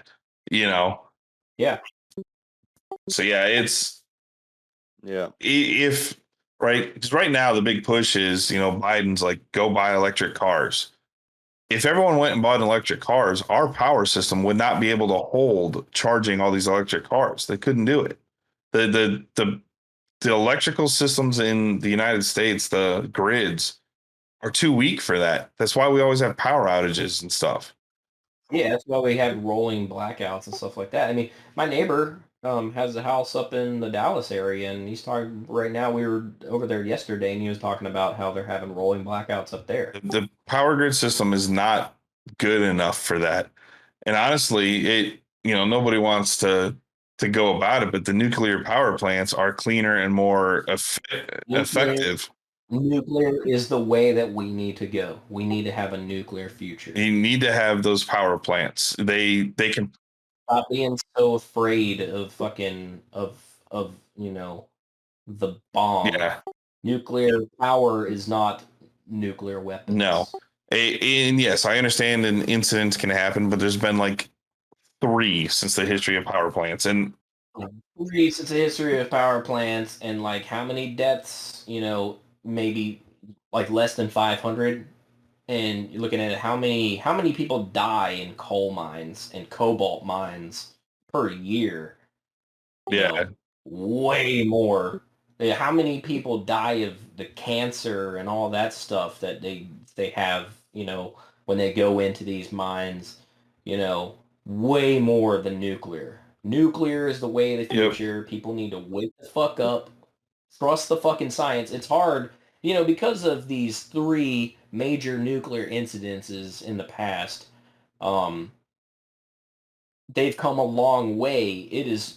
There are a lot of safety protocols, and there are a lot of things that have to fucking fail before a power plant melts down, like what happened in Chernobyl. Well, I mean, Boonville, I think their power grid is all coming from that big nuclear power plant out there. You can drive out there and see it, but I mean, yeah, we saw it on the. Yeah, on the trip. mean, nuclear power plants. People think that all that smoke coming out is like it's just polluting. Like, no, that's steam.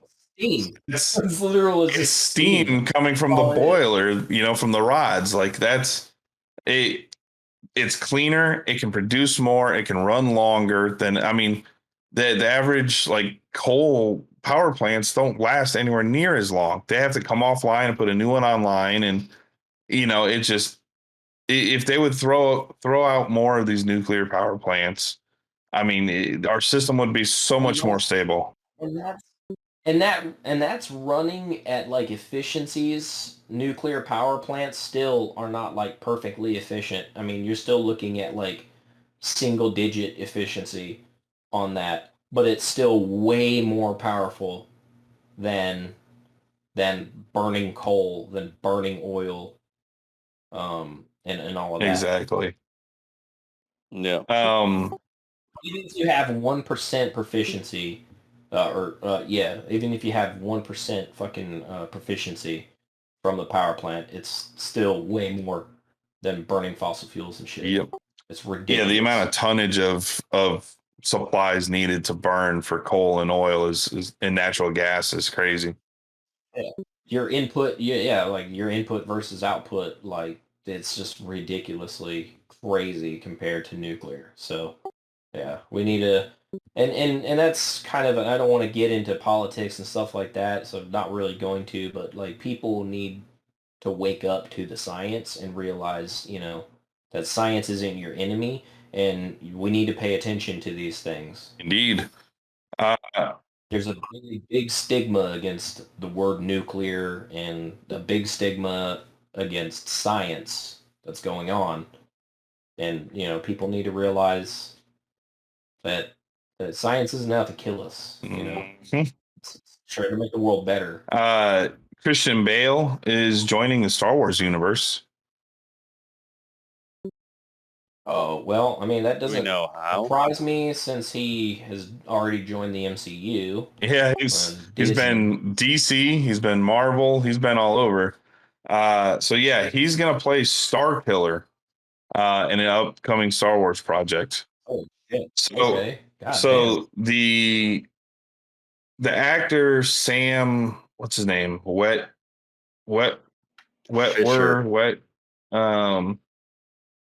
Shit, I can't think of his name now. Sam something. It's like Sam Witwer. He played Starkiller in the video games. So there was Star Wars Unleashed and Star Wars Unleashed 2. It's an actor. He's in movies and shit. And his face is the face of Starkiller in the video games. Dude's a good actor. He played amazing in these Star Wars games. Yeah, I know who that guy is. Yeah, he's got a very recognizable face. Was that Sasha Biggs who broke in? That was Sasha Biggs. She made a quick appearance. No buttholes though. So I'm kind of disappointed that they don't just get Sam to do it. He's been wanting for years and years and years. He keeps telling everyone, "I will do it." Let me do it. Like, Yeah, the character models in the game looks exactly like it him. is him. It's his voice, his face, it's his everything. You threw the voice, all that shit. Yeah, that's kind of sad. Honestly, I would rather have, if Christian Bale's going to join in, have him be Revan, be, Revan, yeah. have him be Darth Bane. I mean, shit, have him be something, but he would have to bulk up way too much to be Darth Bane. But either way, I think that's a miss. They should get Sam to do it. Yeah, I agree. You guys know how much I love my guy. I mean, imagine, like, think about, like, put yourself in his shoes, and you played this character in a video game, you voiced this character, the character model is based off of you, it's got your fucking face, you've been fucking working for years on this character, and then somebody else just comes in. You've been working for years to perfect your face. face. Exactly. And it just takes that role right out from under you. Like, dude, that's kind of a fucking all the media, everything for Starkiller has been Sam. You should start a fucking petition. I'm sure somebody start a fucking change. Start a fucking change.org. God damn it! I want justice. Yes, get on that keyboard, you warrior. But I fully agree. Like, he has been talking for a long time about wanting to play him. And I mean, and the Starkiller base from Force Awakens. No, he didn't want to fucking play him. He played him. He played him in the fucking He wanted to play him in a live action movie. I know. Yeah. I know. But he's already But he is Starkiller. He's been playing him for years. He is Starkiller. He was Darth Vader's apprentice. Like, it just I just think it's a big miss. I love Christian Bale. Christian Bale's a phenomenal actor. They could have found somebody else for him. There's other roles. There's other roles for him. Yep. You guys know that I'm a big God of War fan. Oh, really? Yeah, I just downloaded the first game on the PC, so I'm excited to play it. I'm gonna play Sony PlayStation's God of War with my Xbox controller. Yeah. Hell yeah. That's I got pretty Elite. right there. I got the Elite 2 controller too recently. Fight the system. I have the 2. I really want to get the 2. I need to, because mine's like falling up. This is like all shredded and falling apart. Yeah. And Yeah. Mine started falling apart, and the controls, some of my buttons, stopped working. Keep it OG, man. Keep it OG. Some of my controls and all that stopped working, so I went and bought the Bullet, and I got an open box one, so didn't pay full price for it, but it's fucking awesome. I love the Elite controller. Like, every time I pick up Jen's like regular controller, I'm like, ew, what is this? Like, because it's heavy, it feels good. The metal buttons. Sitting there trying to hit those fucking bottom buttons is not doing anything, and you're like, fuck. But you don't have them. They don't work. They're busted. Yeah. So all the time, if I play like with a regular Xbox controller, I'm like trying to hit those fucking paddles. And I was like, I'll use the paddles for like when I'm zoomed in and stuff. I'll use them for zooming in further or holding breath. Like, I set them to those buttons, so I don't have to take my thumb off of the joystick to move up to the others. I'll key them down there, so that way I can keep the thumbs on. Nice. All right. Same thing with reload. I set it for reload. Yeah. So anyway, God of War, they just announced the other day that God of War Ragnarok, which is the sequel, is coming out November 9th this year. Yeah, Skull and Bones comes out November 8th. Ubisoft is dooming their own game. Direct November 9th is also the anniversary of Halo 2. It came out November 9th, like 2006 or 5 or something like that. Yeah. So, no, came out. It had to have been 04 because I was still in school. Then it was okay. No, I was working at Game Crazy when Halo 2 came out. It had to have been 05. Think the new Lamb of God's No, because November November of 05, I was in the military. They came out. Remember I recorded it on my little digital camera, and then I took it to school. I was like, "Look what I got!" I used to. Yep, to November 9th, 2004. I used to do those tournaments, those Halo tournaments, up in my store. Yeah, I was pretty good at it. I don't remember that. Oh yeah, I was in the Navy. I think I won one. Yeah, at Game Crazy. Dragon Ball Super just released in Japan. The new movie, Dragon Ball Super Superhero. It comes out August 19th here in the U.S. Noise. Okay, I'm down. Apparently, it's pretty good. I like to see the Dragon Ball's not dead. Oh yeah, Dragon Ball ain't dead. It brings too much money. They're supposed to try another live action Dragon Ball movie. Disney also. owns the rights to the live action, so they're talking in talks of trying to figure out how to do a live action show on Disney Plus. That's not total horse shit. Yeah, I want to see a 10-foot Frieza or 10-foot Cell. I want if they're gonna do it. Dragon Ball Z Evolution, which was the movie that came out. For one, you hired a bunch of white people to play the Asians, which didn't work too well. Yeah, well, it didn't work out that great, and the acting was not good. No, special effects weren't good. They changed the story. Like it was based on Dragon Ball, more right, where Piccolo was evil before, So I think if they do it, they need to just dive in and just either try to make it like the cartoon and not its own universe, because fans are not going to accept that. This series is almost 40 years old, right? Dragon Ball Z came out in 85. Dragon Ball was before that. I mean, it's been around a long fucking time. They're gonna have to try to stay closer to the real thing, and don't hire a white guy to play Goku. No. Honestly, they need to. Back in the day, I always thought it would be like a Jackie Chan, Jet Li type thing. Jet Li would be Vegeta, right? Because he's got that face, and you just put the hair on him. I'm like, fuck yeah, right? Just go find me some cool, badass martial artist dudes. So, yeah, get like Donnie Yen in there and shit. Oh, all right. What else? I'm almost done. So I got a couple comic books back. I got Spider-Man 2099 #1, first appearance, and a 9.8. I got that one. Not graded. I have an ungraded copy too. Classic book. And then I got back the Amazing Spider-Man 238, which is the very first appearance of Hobgoblin. Hobgoblin, yeah. That's a big book. That's like a $400 or $500 book right there. So I got those in. Keith and I, we got our X-Men books back, signed by Chris Claremont.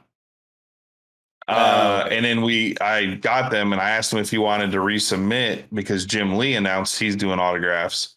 So Claremont did the story, Jim Lee did the art on X-Men #1. So we sent them back.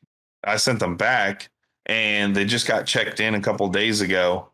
So they just charged the account, pulled the money out, which means that it's going in to get signed and graded. So they're going to crack open the slabs, re-sign, and Jim Lee's going to sign the book, and then they're going to regrade it and slab it and send it back again. So maybe another month or two, but they'll be back, and then they'll have 2 signatures on it. Nice. Hell yeah. They're not signatures, they're autographs. Whatever. He's signing his name. So yeah. And then Keith us non-famous people, we sign shit. Famous people, they autograph stuff. So yeah, Keith will be able to get one of the either a frame or something to hang it, and he can put it right underneath his little Harley logo. Right in the middle. X-Men. Yeah. Right in the middle. Yep, right there. Right there. Yep, it'll look good. Don't finger it. Don't finger it too hard. Do your thing so it doesn't look like we're pointing. Bend your finger. You know you can.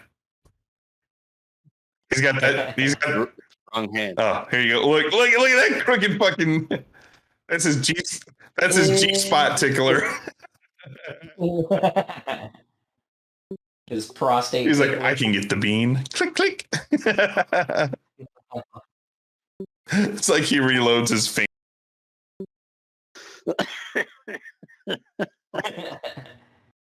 Thug life. But that's all I got. I mean, I got lots of other shit, but really not. Yeah, we can cut it off here. Yeah. I mean, it's been 3 hours. Yeah. Next weekend, I'm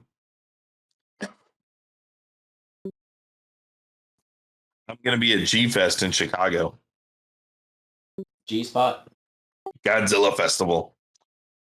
I'll be up in Chicago. No, I didn't know that was It's a an thing. entire con for the whole weekend of nothing but Godzilla. Hell yes. Real quick, they did announce the sequel to Godzilla vs. Kong that's coming out is going to have Godzilla and Kong back in it. And apparently, remember how we were talking? I was bitching.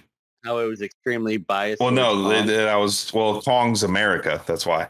I was bitching about how we're like, where the fuck did the hammer or the axe come from? What about all these civilizations that built these temples and all this shit? Apparently, this is going to be a prequel that shows the ancestors back in the day in the original fight. Explain it. The original fight and all that stuff. Yeah, so because you were talking about you wanted to see that movie. Yeah. Like we wanted to see that, and sounds like that's. If they go in that submersible to the Godzilla thing, right? And he goes and he lays down, and they got the statue of Pazuzu and this whole fucking city, like ancient city, and you're just like, what the fuck? And I'm like, Where did this come from? I want to know about that stuff. Like, and then Kong, he's got the thing where he sets the axe down and it charges it up, and all that. Like, what the fuck did that come from? Who made the axe?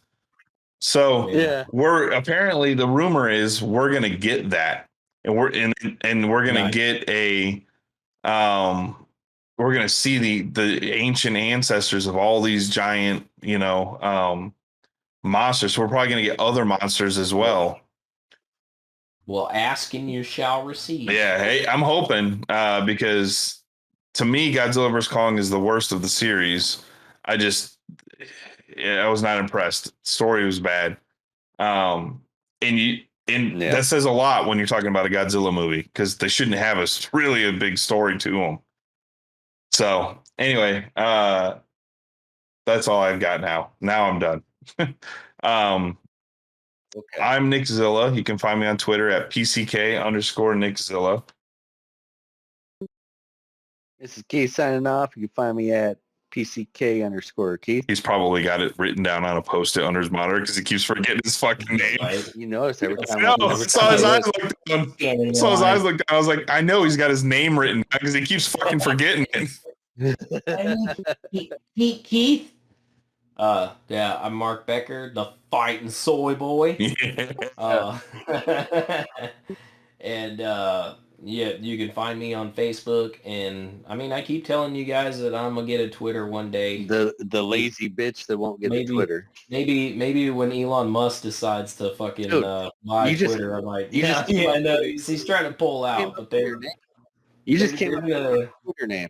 They're gonna try to sue him. Yeah. Just make your Twitter handle Fighting Soy Boy. You're set. I'm sure Eric from Internet Comment Etiquette probably already has. You can just do PCK_Fighting Soy Boy. There you go. And then everyone's going to try to figure out how to spell it. They're like, is it SOI, SOY? Is he saying soja? But I don't know. Has he got an accent? You end up down a dark rabbit hole of Twitter. Yeah. All right, guys. Else, them, they, us, there. Here we go. Unattractive male Have a good first one. name Dudes. in English language. What you just said, Heath, is one of the most insanely idiotic things I have ever heard.